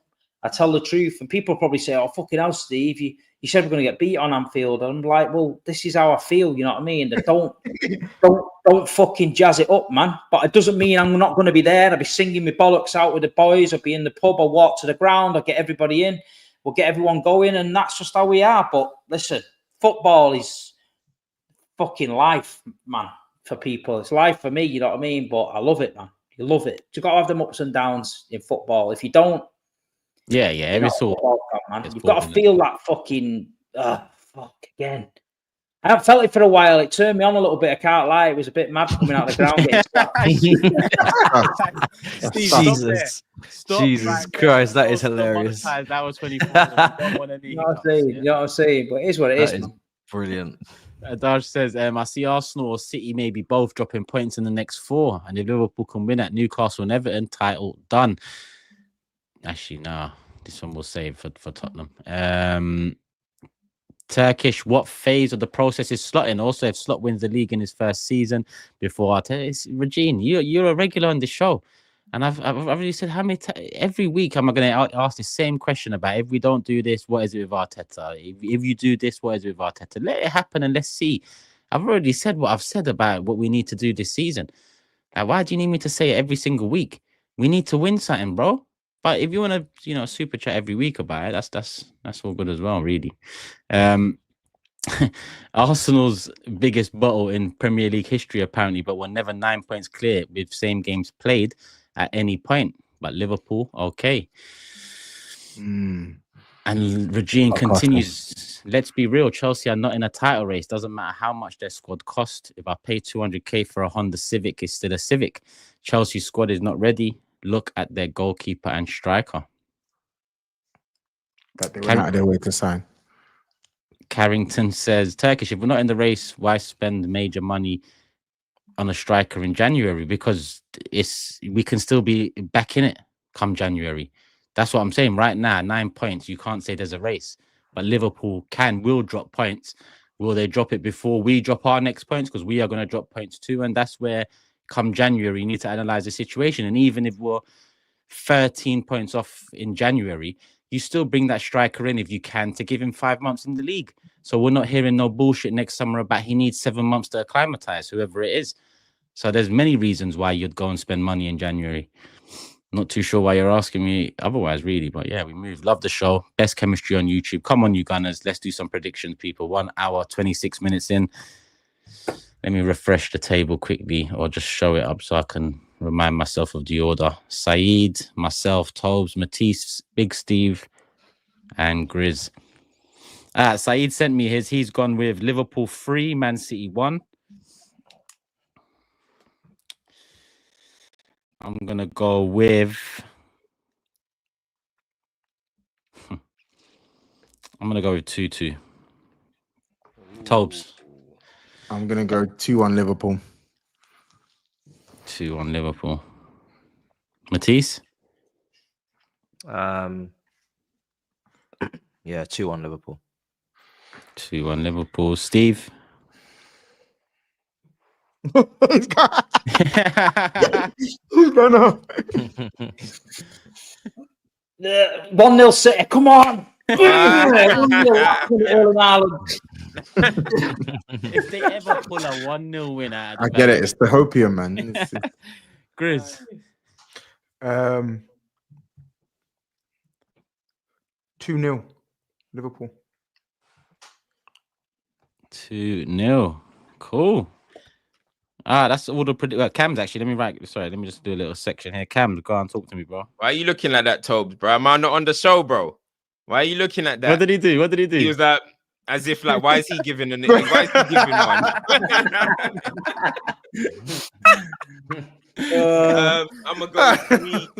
go 3-1 Liverpool. I would have gone 3-0, but I think Kwanzaa's playing, so I'll go 3-1.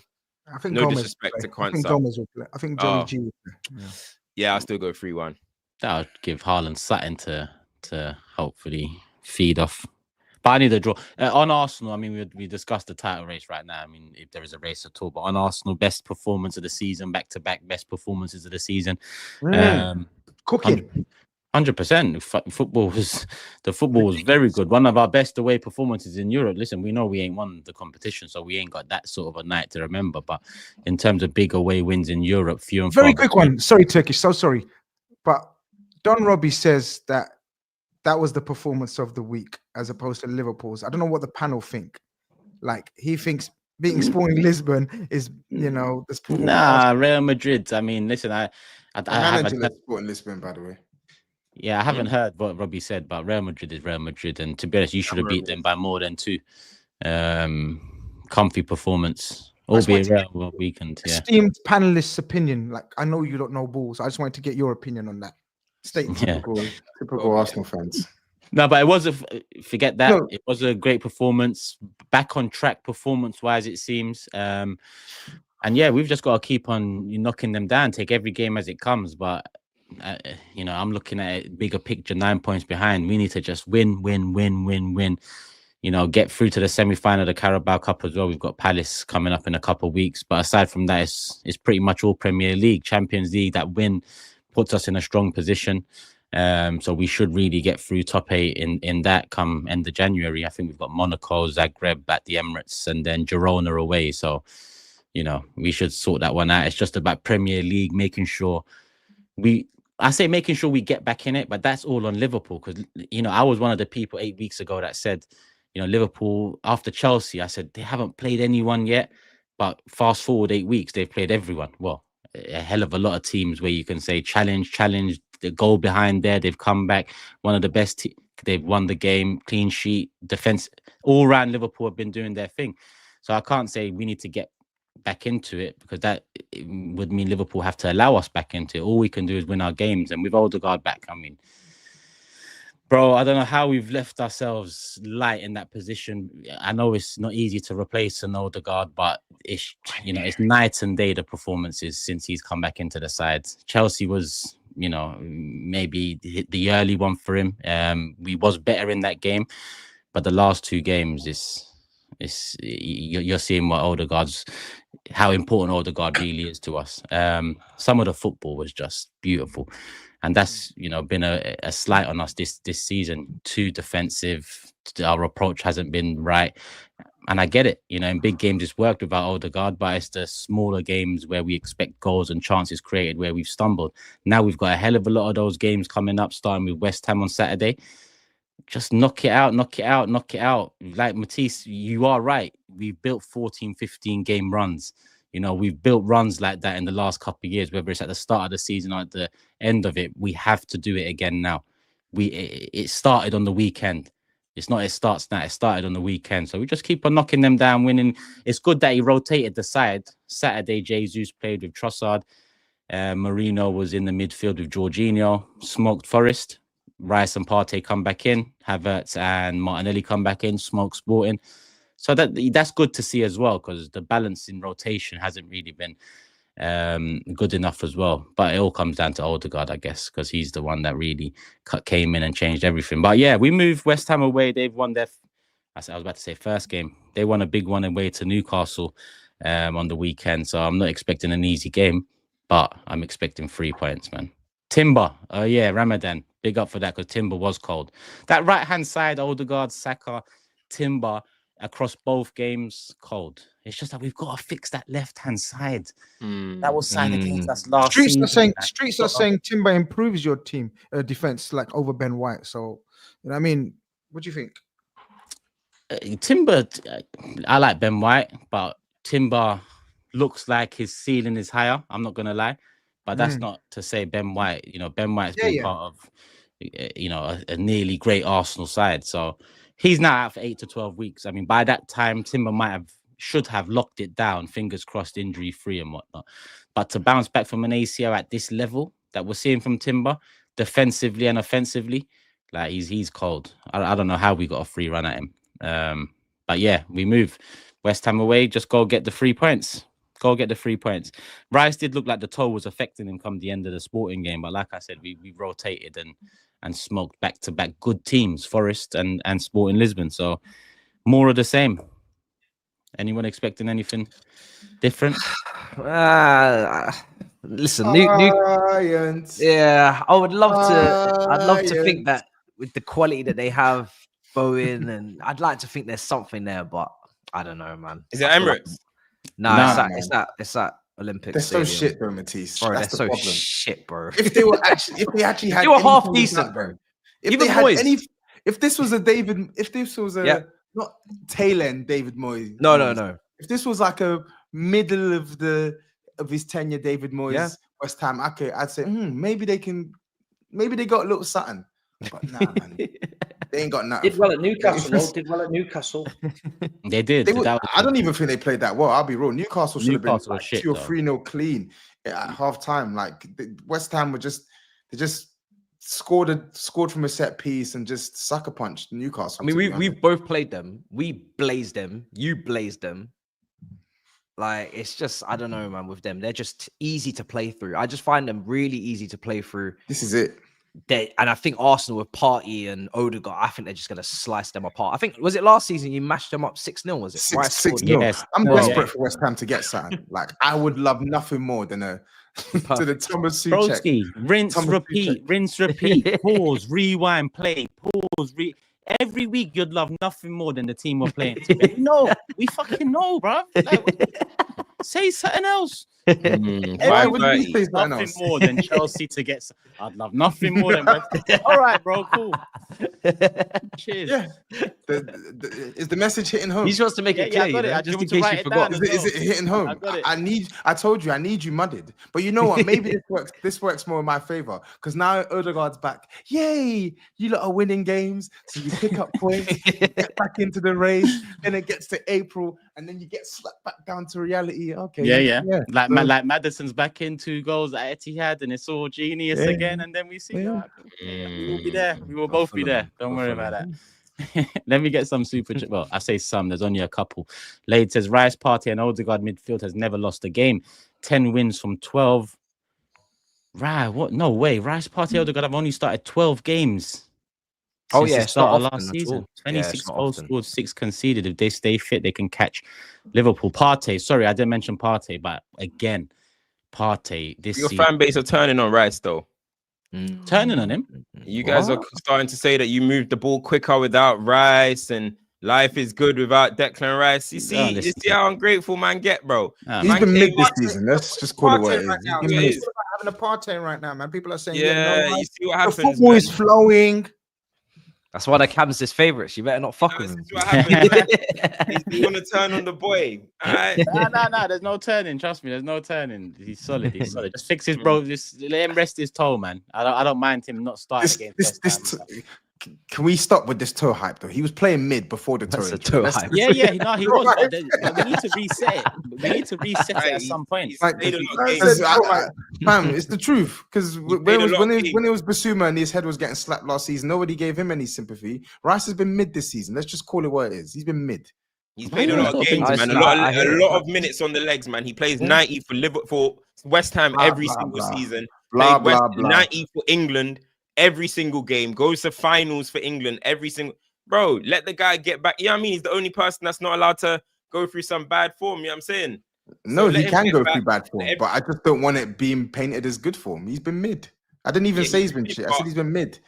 He's going to be important for Arsenal this season, regardless. Well, I would hope so. 105 million pounds. I would Every hope so. 100 why million you always plus midfielder obsessed with has to have transfer their fees? Why you has to why have you their always talk about struggles. Do you know what I mean? It's What do you fine, mean, man. why am I always talking about transfer You always fees? talking about What do you transfer mean? fees. Why? What do you? What do Why? you mean? Why am I talking about Just transfer talk about the fees? Get the player. hell out Don't of here, mind the man. transfer fee. Get the hell Wait, out of hold here. on. It's the Cam, cheek of this don't- guy. don't- Why am I don't be always He's talking always about doing this, transfer bro. fees? It's always hypocrite. transfer fee. Don't How be do you know hypocrite. everyone's transfer fee anyway? No. let me- When it's a everyone's Chelsea, transfer when it's a fee, bro. Chelsea Don't let midfielder, me- don't you're let more than me- happy to get the Don't figures let me out. slap Please your don't do condition this. here, because You don't know think I- everyone's. don't You think know I've not been everyone's doing what you've been transfer fee, doing. bro. Why do you know that? Don't think I've not been watching what you've been doing. Why Why do you does know? he know that? Why do you know everyone's? I can say any player. You'll tell me their transfer fee off the bat. Why, bro? Why do you know that so Because much? I watch and You read focus about football. You're What too do you mean? focused on How the do I player, know? bro. You, Declan Rice yeah, could be an you- important player for Arsenal. See, that's all that matters. Doesn't matter about I the didn't transfer. say he's fee, not that's an all important that matters. player. That's all I that didn't matters. say he's not an important player. I'm just stating the observations. The same way you are stating up certain observations as well. Don't think don't think I'm just gonna let it slide. I've been seeing what you've been saying. Yeah, What's he been I've been seeing? seeing what you've been talking saying. about? Don't worry. What are No you problem. talking about? No problem. They know. The people know. They know. They know. Tobes holds on to About- bare things, you know. It's They know, they know, crazy. they know. Camus says, Toby, I know being a Spurs fan does come with zero understanding of league titles, but historically, a 9-point gap has never been captured after new Arsenal. Actually, I'll stop you there. I'm sure Cam's confirmed this for me, but I'm sure 97, 98, Arsenal were 12, 13 points behind United and we won the league. 12. This, I thought it was 8 points to be a fair. I thought it was nah, 12. It was 12, 13 points. 12. November times, and we won the league. Yeah. I remember the catch up. It 97, 98. I'm pretty sure it was, but yeah. Steve City was 7. Was it 7 points behind Liverpool and you lot won the league? Yeah, With we've been a game few. We was 8 points behind United with 6 games to go. 8 Yeah, points remember that. behind with 6 games to go. So, do you know what I mean? Things happen in football, man. Yeah. I But thanks do for the think December. this season's just going to be mad, and I wouldn't be Yeah. surprised if somebody else comes in the frame and it just gets a bit Chelsea. mad. But Mm. The only Who's other that? team, the Who's that only other somebody? team I can just- see coming in the frame. At the start of the season, Mason Mount, Kai Havertz would have started for Chelsea. Ain't that right, Cams? Hey, but you lot are the ones that are saying that they wouldn't. So prove it. No, Prove Cams. it. Listen, Prove your it. All right, they tweets, wouldn't. your tweets have been Prove coming it. back up His on my word. Twitter Prove it. quite often recently. His Yeah, word. you His were word. very quick. So many very people are doing sharp. a diss you. They're doing Yeah, a diss he's- you on him, he's- and it's literally his words from like 3 months ago. You know what's funny? You had a You lot know to what's say. funny? This is my favorite thing about all of this, right? Chelsea fans will be quick to be like, "Oh well, look at this. You're wrong." But then when I say, "Okay, why can't you not be the Because baby, you take the it too little far. You're horse an in this extremist. race?" All You're of a an sudden, your extremist. players are not good enough. You're an No, extremist. your players Grizz are just so said good. we've been Everyone around the should block, admire your players. right? No, Can you title race, please? no, Cam. Can you title it? Grizz said we've been around the block. Can we all just have some calmness, some calma, some relax the ball? And you're doing up extremism. You know what I mean? That's Listen, what it is, bro. Let me tell you something, right? Chelsea, look, first and foremost, everyone was pulling up this stupidest thing ever.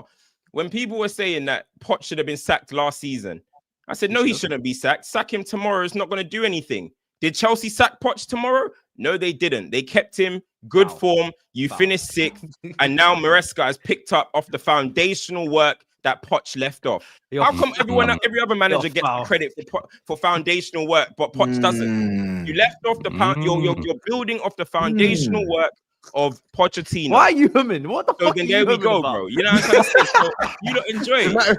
It just sounds interesting, isn't it? It just Sounds, sounds yeah, great. Bro's eating food. He don't even know what the fuck he eating. You know what? Toby and Turkish are not even listening yet. They're going, Maresca ball, and I'm like, Maresca Argentine to ball. Argentine, you say? Yeah, Maresca weren't ball. people assist saying- and goal. Like Weren't Poch ball people with a saying little bit of cheese on top. People were saying that Chelsea are so good in transition. You guys were brilliant in transition last year too. So what? God. Listen, there's a couple of things that he has done, but he also did a lot wrong as well. And that's coming from someone who wanted him in the job. I was very, very, very fair with Poch. Yeah, he deserves to be sacked. Let's be. Let's do our predictions for Arsenal, West Ham first. Just not in February. That's what I said. And I was right.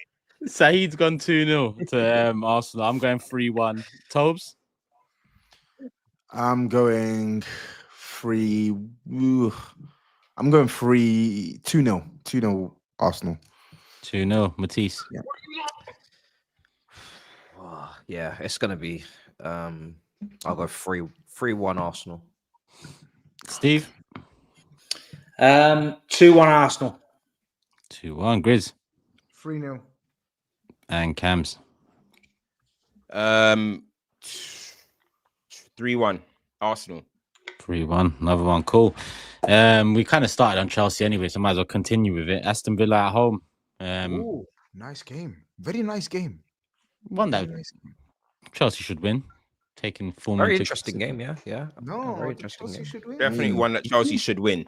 They should win. at Should, home. yeah, we're favourites. We're favourites. But You know the big Steve curse when you've said on here a few times that Steve's got things right and it's a bit weird, yeah. Well, on the overlap beginning of the season, I said my hot take was that Aston Villa will struggle this season, yeah. Some Villa fan clipped that. He put it on TikTok with a clown music and said, "Listen to this clown." What he said. And since he put that TikTok on, Villa didn't win in 5 games. So be careful with the juju. And I messaged him. I said, "What are you saying now?" And he went, "Oh yeah." I said, "Well, just relax." Who is We'll see it? at the Do end we of know the him? season. No, something Ben Talks Villa or something. But he did the thing, and I was like, mate, I just had a feeling that with the Champions League, I think it'd be a little bit too much for Villa. So, you know what it is about Villa, right? They're obviously their form's not great, but they're only 3 points behind us. Villa are 1 win away from being level with Arsenal, Brighton, Chelsea. Everybody's 3 points off. So I'm not taking Villa lightly. Our home record needs to improve anyway. We've dropped a few too many points there. We've not lost loads. We've just drawn too many. And it's our away record. No, it's like we're at home. That's what I'm saying. Our home record is not you know, we still haven't beaten a top team this season. That's the way I see it. And Villa I'd put in the top 6, 7 category. So we need to kind of prove that we can win these games. We've drawn a lot of them, but we haven't won any. So this one, Tottenham in a couple of weeks away, we need to be winning these matches. So yeah, it's gonna be close. I have to take it that we're favorites. Like that's no doubt. We have to be favorites, but it's very close. Very, very tough game, in my opinion, anyway. Stamford Bridge, yeah, Stamford Bridge. Okay. I think Chelsea should be winning comfortably. According to how everything's been discussed, I think Chelsea should be winning comfortably at home. Villa haven't won in 7. I think. What do you think? You know you're confident anyway, so that's fine. But yeah, I think. What are you cooking? I'm just, bro. What are you talking about? I said it's a tight game. I said, why you? I didn't say it would be comfortable. I said it's a tight game, bro.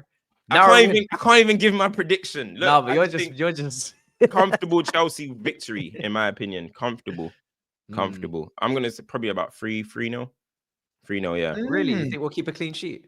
When was the last time we kept a clean sheet? Let me check. In the Premier League. It's been quite a while. You have to go back, Cams. West Ham, September the 21st. Damn. Yeah. You're due one then. There we go. Laws of average. Let me get some super chats in from Chelsea because there was a couple from earlier. Kenny said culture scams talking about Chelsea title race. What happened to we need Jorginho cover and Gallagher nonsense? They still need Gallagher, man. They still need Gallagher. Atletico, man. He's doing this. Do what? He's not even getting starts at Atletico Madrid, so they lied to us as well. Like I found out that apparently he's not even starting at Atletico Madrid. He's a good squad player, man. Isn't he? Because every time I see a post of him on Twitter, it's like he's had a masterclass. Yeah. He's doing well there. Alvarez is doing well, man. Alvarez is doing well now. Oh yeah. Gallagher, let me. Gallagher was Spurs. 600 minutes in 10 games. Yeah, I think Spurs should have signed. He should have gone for him as well. 370. Gallagher. To do what? What do you mean to do what? To do what? I just asked you. Score some goals. Press. He's good at presser. Oh, you know what I mean? Energy. Because that's what we need. Yeah, let's get another pressing monster. Yeah, bro, that will allow people like Maddison and that to have more freedom, bro. Brother, we need like Conor Gallagher.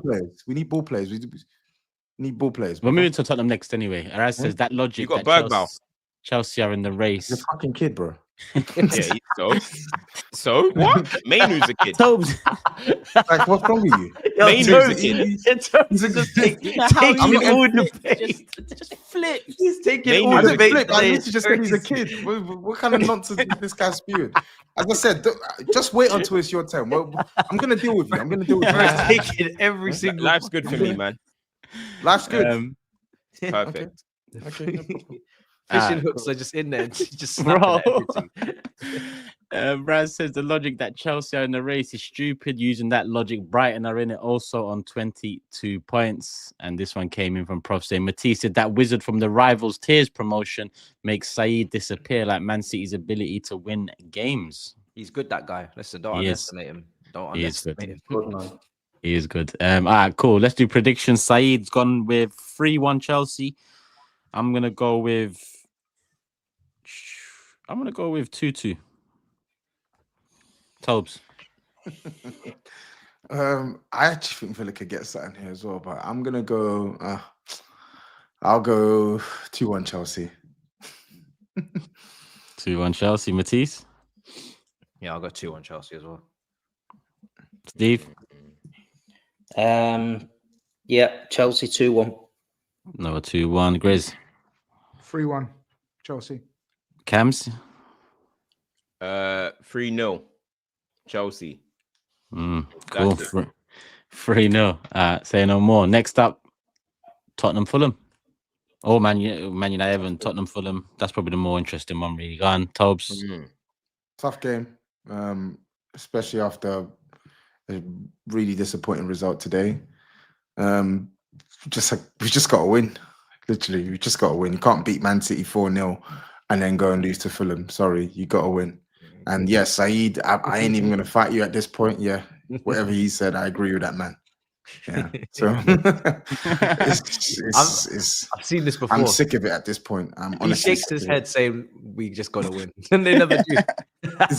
We have to win. I don't know what am I meant to say here that I haven't said a gazillion and one times when we've flipping won a mad thing, and then we're playing the next Just game. follow it up. Just copy and paste it. We have to win this game of football. Make no mistake, Fulham are. It's going to be a difficult game for Spurs. They're very well organized. They play good football. They're energetic side, and they got players that can hurt us as well. I'm not getting fooled by the fact that they lost to Wolves. They can still come to Spurs and do damage. But yeah, man, this is a game we should be winning. So go and win. Do you think That's Foster's going to make a big difference to how you play? Because obviously, build-up wise, I'm not really trusting him on the ball. But He was better today, but still, he's just he's a net negative for the team. So we're just gonna have to see if he can, if he doesn't shit the bed, really. So yeah, man, it's in God's hands. It's in God's hands. I don't believe Postecoglou as well when he says, because I don't know how long Vicario is out for, but he said in January you're not addressing it. But I think he's just doing that to keep confidence in the keeper. Yeah, I don't know. Whatever they're doing, I couldn't care less. Just get us a goalkeeper in January because we can't have that guy in between the sticks for like 3 months. Suboptimal. Yeah, Fraser Forster used to be good back in the day, but that's peak, boy. Yeah, I don't think it should derail your season though. Yeah, I'm not saying it should derail our season, but it can certainly be the difference in us. That's a seasoned. He's a seasoned goalkeeper, man. You got him as backup. What do you want? he's too seasoned, bro. Yeah, I'm not taking the bait. So More seasons than less season, right? He could have more seasoning than Adobo, bro. He could have more seasoning than Adobo. We have eyes. We're watching what we're watching, and the guy is arse, bro. So yeah. We have a few goalkeepers if you're looking anyway. We can definitely They're all shit. do some sort of deal. Sanchez They're all is there. shit. They're all shit. Bettinelli, young keeper coming through the ranks under 23. We've got the second best goalkeeper in the Premier League if you want, but it will cost you 50 million. 50 million. We'll Fucking give you 25 million in a pack of 50 million for backup. Is there a problem? Yeah, but bro, you got that Georgian coming in as well. How many keepers That's you what need? I'm talking about. We stack, That's crazy. bro. We Man, stack just out here. piling. You know how mad Liverpool are. So Bro, Liverpool are nasty, you know. you Bro. Nah, One bro, of the best you're- keepers in We've the got the three Euros. best They keepers took- in Europe. Yeah, your foolishness. Yeah. What? 20 We've got million. the three best keepers in Europe. You got the Yeah, three you best keepers in Europe. Mm. Let me add that What? to the list with world class, legendary. Well, yeah, exactly. Another Legendary. reason. Three best keepers in Europe. We're three of the best. Three of the best Steve's keepers. just like, yeah, No, you said he's falling for the trap. Why you? I don't know why you lot laughing and all falling. Why are you lot laughing? No, honestly, on a serious note, we do know that this is what happens. As soon as Liverpool start, we've got the best parade, we've got the best songs, we've got the best hot dogs, I knew he was going to say hot dog. pads, got the best medical tape, got the best dugout. Tape. And then it just win the league, man. Get on with it. Get a parade in front of the fans. We Don't will, have to we tell will. us the best We will. parade. Just go there, do your shit, and then that's it. We can speak Monday. We can speak Monday. You know what Okay. I'm saying? But fucking hell. Let me see if there's any Three super best chats. keepers in Europe, and you lot. I don't know why you lot laughing on. No, Kelleher's I'm a just very. saying, why Kelleher's you gotta class. sell one for 50 when you Kelleher's got three of class. the best, man? 50 million, bro. You us a Talk to deal, us. man. The hell's wrong with you? 50 Give us, million. we'll give you 25 million and a pack of Hubba Bubba. I told you. I'll still take Van der Ven, you know, and with curious injury problems because we've got the best medical staff, we've got the best physiotherapist, we've got the best medical doctor. I'll take Van der Ven and fix his You hamstring. want us to stop a centre back for a goalkeeper? Get out of here, man. You got Dragonson. You said he's good last week. What's your problem? Who? You can Last step week. into it. Dragonson. Oh, yeah, Dragonson, yeah. Yeah, he could step in. We've You've got got two. Dragonson and Ben Davies. You don't need Ben Davies. Oi, Ben Davis, man, Remontada. Yeah, man. Give us Yeah, he Kelleher. got his- Give he us got his Kelleher. flowers. We'll give you. You know what? I'll give you. We'll give you 50. 20 million and two pieces We want of 50 chicken. million. How about We want 50 million. You know that guy that bought my cowboy hat off and he didn't deal with me, remember? I was trying to give him Your negotiation skills were No negotiation. $50. I was like, brother, come on, 25, 30. No, $50. $50. I was like, shit, bro. No This budging. What you were meant to do, by the way, was walk away and say, right, I'm not having it then. And then he would have said, oh, wait, hold on a second. Who was with me that forcing me to Hugh. buy it? Hugh. It was Huey. Oh, Huey right. was forcing me to buy. No, Grizz, it looks sick on you. You know what I mean? You Then he look turns damn to the it, man. camera. He's like, "That looks like shit." Yeah, I paid 36 Yeah, for that, he man. got done. 2 super chats on Tottenham. Jazzy Jeff, as always. Cam Bottom Mid, tell me when tickets are available for the open top bus parade post the City win. I understand it was Spurs Cup final. Hashtag rivalries over trophies. And another, actually, the one just came in from EP9 saying TOBS predicted Bergville to win Young Player of the Season in preseason predictions. Don't know what icy pollen he smoked in that. Fam, that was just that is That was blasphemy. just a Hail Mary, man. Come on, please. He said that hell was a yeah. Hail Mary. Crazy. That was I'm a gonna Hail use that Mary. I line. even That is said so on the show, crazy. man. Yeah, I'm gonna use that Please. line. Thank you for that one. Hail Mary. That was a Hail Yeah, he Mary. tells me about my one. He tells me about my Mary. one call. Bergwijn, you know, it's crazy. Call what one after call? after What one call. call? What? Wait. Sorry. What one call? What one So call? Bozlai's the new Hungarian. Yeah, joke, remind that me one. He's repeating that joke I made. Well, look at his calls. Look at your calls. Which Bro, his joke? calls are crazy, bro. Because which joke? A joke is you saying ha ha ha. I made a joke. What you said about Dominic Who Szoboszlai the was not a fuck joke. does ha- You Who the know fuck it goes wasn't a a joke joke. and says ha ha ha? That's a joke. So Who the fuck does you're that? actually saying on record what you Who said the about fuck Dominic tells a joke and Szoboszlai says ha was ha ha? It's a joke. Yeah. So you're saying here on record that was a joke. I'm not gonna repeat myself, man. It's midnight. Past Okay. midnight, bamba. Yeah, I Past get 12, you. man. Yeah, Boy. man. It's AM right now, brother. It's Bergvall, yeah? AM. Blaze says, I get you, Steve. In football, we all live for the good and bad moments, except the Spurs fans. I believe Spurs exist just for ladies to pick loyal boyfriends or partners. Big up Shane as well, new member. I've got 6 super chats there. No more super chats, people, because I'm going to struggle to get them in. It's already late. We're coming up to 2 hours. We've got one more game to predict after this. So no more super chats, please. Let's do the prediction for Tottenham Fulham. Saeed's gone 2-1 Tottenham. I'm going to say they're going to back up the win this time round and say 3-1 Tottenham. Tobes. 2-1 Tottenham. 2-1 Matisse. 3-2 Fulham. 3-2 Fulham. So what? Steve. Why not? 1-1. That's all. Okay. And Grizz? I was gonna say 1-1, but I'm gonna go 2-1, man. You cannot beat Man City like that and then not beat Fulham. But You they just can. cannot. This is what they do, bro. No. You cannot. 2-1, yeah? Cool. 2-1. Cool. That's all done. 5 super chats saved. Cams, Man United, Everton. I mean, it's still finding the feet with the new manager, but yeah, a win against Bodo. Good win. Shouldn't be conceding 2 goals. One of the goals was so pathetic. Long ball over the top, and Malacia got absolutely burnt. But other than that, like, honestly, with the team, I feel like you're just going to end up repeating yourself a lot of United. Like, even if you look at all the stats, if you look at the game, we're missing chances for fun. I think it comes down to the player quality at the end of the day. Amorim is going to be trying to switch things up. I'm expecting a lot of up and down performances. But at the end of the day, he's only had some of these players for a couple of days, and he's only had the whole squad for a week. So, yeah, man, I thought it was all right. We've been attacking, showing a bit more attacking impetus. But let's see, man. I want to see it against Everton. This was Bodo. Oh, he's muted. Yeah, I want to see it against Everton, man. Let's see what we do against them.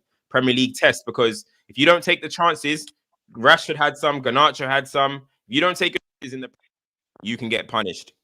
Yeah, I mean, Everton. Yeah, because you're obviously it's Everton, you're at home, you're probably confident, but we're not going to speak to you again before the Arsenal game. What do you expect from the next 2 games then? Because I know you expect a win from Everton, I assume, but what do you expect him to, because it's still early days, do you expect a result or a performance or what? I don't know. You know, I was saying today, I don't see how we can win that game playing Amorim's way. Like, I think he's gonna, but again, we don't want to, and he said as well, we don't want to go against Arsenal. We don't want to go against these teams, and all of a sudden we're playing backs against the wall, defend, try and counter and win the game. We don't want to do that. He specifically said he's focusing on trying to keep the ball and stuff. I'm looking at like what midfield 2 we can play against Arsenal that's not going to get us overran and bullied. I don't know. It's tough to see a result playing Amorim's way. Now, if he decides, hey, flat back 5, Casemiro and Ugarte, whatever, some speedy wingers, hey, maybe we can try and get a result. But if he wants to play his way at the Emirates with this squad, don't talk about what he did with Sporting. With this squad that he's only had for a week and a half or 2 weeks at a time, it's going to be a tough result, bro. I don't see us getting a result there. But I might go to that game, and I hope we do, because, boy, let that happen, Turkish. Oh, my God. You know you're in trouble, bro. Yeah, this squad, I would this be. squad I You know. know you're in trouble. What? This squad with Man United captain and legend Bruno that? Fernandes. That's your boy. No. That's literally your club legend. Corey, respect my club. We don't got That's guys your like club Mido legend. that are club legends. Like, That's your club legend. That's your Respect my club club. legend. That's been your most successful captain in the last couple of seasons. Yes or no? Really? No Yes or no? successful. Listen. I grew up on Roy Keane. Vidic, Ferdinand. I grew up on them type of players. Don't talk to me about Bruno as my successful club legendary captain. That's your captain. I grew up on Richard Dunn. But That's your captain. bro. Legend. Richard Dunn. Let's do it's Everton, so we might as well just move into predictions. Was there any Man United super chats? Let me just check quickly. Yep, Daniel, big up Daniel. He said first win under the Amarim era, could have been more than 3. Still believe in Haaland. His first goal was brilliant. We need 10 Mazraouis, too good. On that, Cams. Very good plan. I mean, the hottest property in Europe in attack right now, striker position, is Gyökeres. Since the Amarim move, you know, there's a lot of hope, I guess, or expectation that you go in for him. But you've just bought 2 young strikers back to back. How do you see that? How do you see that situation? Do you want to go in for him in January or come the end of the season, or do you think Amarim will focus on other areas first before?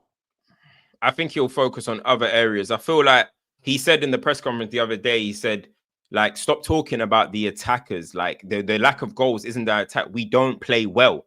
You're not going to score goals if you don't play well. First thing you need to do is sort out actually how to play well, how to keep the ball, how to actually be a cohesive team, and then goals will come. So I think he's going to see it out for the next 6 months, see what he can do with Haaland. I don't really have much hope for Xerxes, unfortunately, but see what he can do with Haaland, and then we'll go from there. But I don't think he's going to try and get anyone in January, a striker. But I don't think he can go into his second season not knowing who his number 9 is. You know what I mean? So I think he'll give Owen 6 months. I was gonna say 2 questions. Who do you think? Because I'm just looking at my FPL, man. So you know, brother to brother, man. Like, is Rashford gonna play up front through the middle? Or does Haaland? Do you think in the league? Haaland. You think Haaland? Because I thought Rashford starts, and I thought everyone was like making this noise about Rashford starting, like, as a striker. He said after the game, he said that's not Rashford's strongest position. He was battling against 2 big centre halves, and look at Everton. What is it? Tarkowski and Michael Keane and Jared Brantwaite. He's not going to do that. I can't see it. So it's going to be Haaland. And secondly, what was he wearing this week? Yo, chinos cut off at the ankle, white, all white, beautiful crepe, long jacket. Thank you very much. See the response in the 2 questions. One's a football related question. Second was a trip. My man went crazy. Yeah, United for you right now. All right. Listen, he's looking good on the touchline, man. Old Trafford. That's all that matters, really. As long as he's looking good. You know, if he's dripping, it's all good. 3 points. It's all good. So hold on. I don't know how we're cutting this a bit too short, Cams. What top 4 we saying this season? What now? You got new manager? Okay. Yeah, well, I don't know. I want to know what the great Manchester United's expectations are. Big new manager, nice new chinos. What are we doing this season? Top 4? Nah, I don't see top 4. I don't see top 4. Why? We're only like 6 to 8. How many points are you off? Player quality. Why don't you see top 4? You're less points Not off top 4 than I am off to Liverpool in the title race. So if I'm in the title race, you're in the top 4 race, no? We got turbulence going on. Oh, turbulence. What turbulence? You man think you're a Mid- plane or something? What turbulence? Mid-season change is what it's going to be wobbly. New formation, player quality is not up there. I say 6 to 8. Around that we'll be battling for. 6 to 8. Yeah, you think I'm joking? Bro. 6 to 8. That's crazy. That's about it. But listen, let's see what happens. But just don't let us get closer to you guys. That's all I'm saying. 6 points. That's what he does. There's 6 points off of Brighton. There's 6 points of Brighton, and they're saying, nah, it's too late. We're 9 points of Liverpool. 9 points of Liverpool. Get there. 6 points of Brighton. No, thank you. No, thank you. No, thank you. We don't do that here. Okay. We can't do it, man. Chelsea have more quality. Fair. Don't you think? You wasn't saying that last season on combined 11s, but no problem. Nah. What was that? What show was that on? Like what show? What platform? Højlund's goal tonight, by the way, the first goal was wicked. Quality goal. I ain't even seen it. Good goal, innit? Yeah, that was a good goal. Quality. Let's do United Everton predictions. Saeed's gone 2-0 to United. I'm gonna go 3-1 United. Tobs? I'm gonna go 2-0 Man United. Matisse? Yeah, it'll be 3-0 United, I think. Whoa. Yeah, 3-0. I don't rate Everton. Steve? 3-0 United. Another one. Grizz? 2-0. 2-0. And Cams? 2-1 United. 2-1. What did you say for Spurs, Cams? Spurs Fulham? I didn't even do that one. Spurs Fulham. 2-1 Spurs. Okay, cool. That's all the predictions in. 4 super chats. Whilst I get the 4 super chats in, there's still 7K people. Hit the like button. I don't know how many likes we're on. I'm not going to check. I'm going to assume we'll pass 2,000. If we're not, make sure it happens, people. And secondly, just a reminder, 25% off Manscaped across the weekend, Black Friday, Cyber Monday. Use the link in the live chat, link in the description, link in the comment section, depending on when you're watching this show. 25% will get automatically applied. Obviously, if it doesn't, apply the code TB620 in the checkout and they'll know you're coming through us. But the link should be working fine. You know, I got a few messages about the link not working. So hopefully you can go and support through Manscaped. So show some love to Manscaped and love for the love. Grizz, what do you always say about football? Is it a humbler, eh? Oh. Hope it doesn't come back to haunt me this week, but I hope I've kept it real, man. I haven't been shouting from the rooftops yet, but we win. Brother, you're gonna be in. You're not even gonna enjoy it. For the panel, if you were a player and could only pick one, which would you pick? Mbappe's international career or Haaland's club career? International. Wait, what? None of them have the other in terms of. I don't get it. Like, yeah, I guess he means World Cup and Euros versus. Mbappe's never won. Mbappe's never won Euros. Oh no, he hasn't, has he? He's just had the World Cup to 2 World Cup finals, to be fair, which is Haaland's won the Champions League. Mbappe's still won stuff for PSG. Haaland's won the treble. Yeah, Haaland's trophy will probably be better. Mbappe ain't getting enough shit, in my opinion. He's supposed to go to Real Madrid and light it up, and then he's literally not. So I fucking whatever. Bro, can we have you not? Did you not see Conor Bradley's performance up against him? Like, yeah, that was a great tackle, mate. Straight. Bro, this is why I've been telling you, you don't need Trent anymore. I've been telling you this. That Irish youth, man, Conor Bradley, he's a warrior, you know. I know. I told you this, bro. He ate Mbappe up. Like, it was like Trent, you know how we saw Martinelli move away from Konate after that tackle. He didn't go near him. He thought, this Irish guy is a madman. He's gonna snap my ankle, man. I got a long career ahead of me, B. Apparently, 3 of the top 5 players in the world were on the pitch that game. Yeah. Do we all think Mbappe turns this around? Yeah, I do. Yeah, he kind of has. Too good not to. If he doesn't, shit. He will. Eventually, he will. Yeah. They just need much. But do you think he just the touch and everything was off, and then once the young Bradley rattled him, he was like, "Oh, fuck this." He was just like strolling around. But then Real Madrid fans, they can kill you, mate. Yeah, they kill you. Do you know what it is? There's a new. Then white handkerchief come out, mate. It's game over. Right. There'll be a new manager in next season, probably Xabi Alonso. If he doesn't turn it around that season, then it's a long day. Yeah. But I can see Xabi Alonso there, but I do see a conflict there though if Xabi Alonso's there, because Xabi Alonso doesn't like prima donnas, man. He doesn't like, you know. Remember, Modric got off to a slow start at Madrid. I know it's different, but he really did get off to a slow start. No, I hear it. I think he'll come good though eventually. I still rate Mbappe, man. I know a lot of people on his case and that. But by come good with this signing, come good means it means what Bale came and done. It means what live up to your price. Benzema levels, man. Benzema, basically. It's not just winning stuff. Does he have the stuff anyway? Does he have the technical quality to actually be those guys? That's the question now. Boy, now we're talking, boy. Bale technically was crazy. Boy. I don't think Mbappe can touch Bale technically, personally. Yeah, but that's Gareth Bale though. Mbappe is Mbappe. Like he needs to work on it. He needs to work on it, and we need to see him the fruits of his work, because at the moment he's not developing, and that's the next stage of his career. Now we need Mbappe to work in on his touch and see him develop technically, be much better, because he's got his attributes. His attributes will be his attributes until he picks up a major injury. But yeah, I agree with you about the technique, but I think he can work on it. He's not bad. He's not bad. He's got tech. Mbappe's got tech. Like, yeah, he's very, very. He's got solid technical ability. Hams, what was you gonna say? Nah, I think I hear what Matisse is saying, but I don't know about turning it. I don't know if he's gonna turn it around. I think he should improve next season, score goals. But in terms of like wanting him to be this kind of player that's gonna kind of like show all this elite technical ability and run games and still be killing guys consistently, I don't know, man. I think that's guys in this generation get obsessed with, you know, thinking that the only way to affect games is to score. And I think he's getting in that mode, man. And I'm looking at him, and you can't beat a man, not one man. You couldn't beat a man. You're getting locked up. He looks hesitant, as Big Steve was saying. He's hesitating. He doesn't look confident with it. You know what I mean? And Real Madrid, they don't waste time, man. They've booed better players, much better players, much better players. So if it gets too sticky, they've been chasing this guy for 2 years. He was taking them on a lead as if he's like the GOAT. And now he's here, and he's looking like that. And boy, true, you know, every other player just fell into Madrid's lap almost. Ronaldo, when it was time, he said, "Yeah, I can't wait. I'm gonna do it." And Mbappe just dragged him on this merry dance, and this is what he comes with. It's crazy. Yeah, it's really mad. We'll see. We will be here. A6 says, much love from Melbourne, Australia. First time watching you live. Big up the man there, man. That's the perks there. Us being live near 1 a.m. over in the UK. Love to everyone over that side of the world as well. A6, big up the community.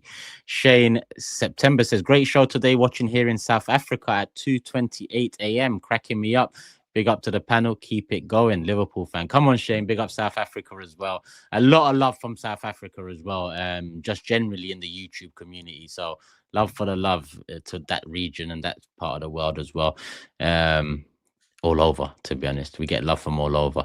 We're going to wrap it up there, people. You've seen the prediction table. We've made all our predictions. Cam's love for the love as always, my bro. I'm sure we'll link up again soon, whether it's on here or a mob watch along or FCM. Go subscribe to Cam's individual channel, people, and obviously FCM every Sunday. Steve's channel, GRIZZ's channel, TOBS' channel, Matisse's channel, my channel, all in the description below. Road to hundreds, road to 200s. You know what it is, people. Go subscribe, hit the like button here. Love for the love. We'll be back Monday night. If there's no game, 8 p.m. If there is, then just after it. Love for the love, people. We're out. Peace.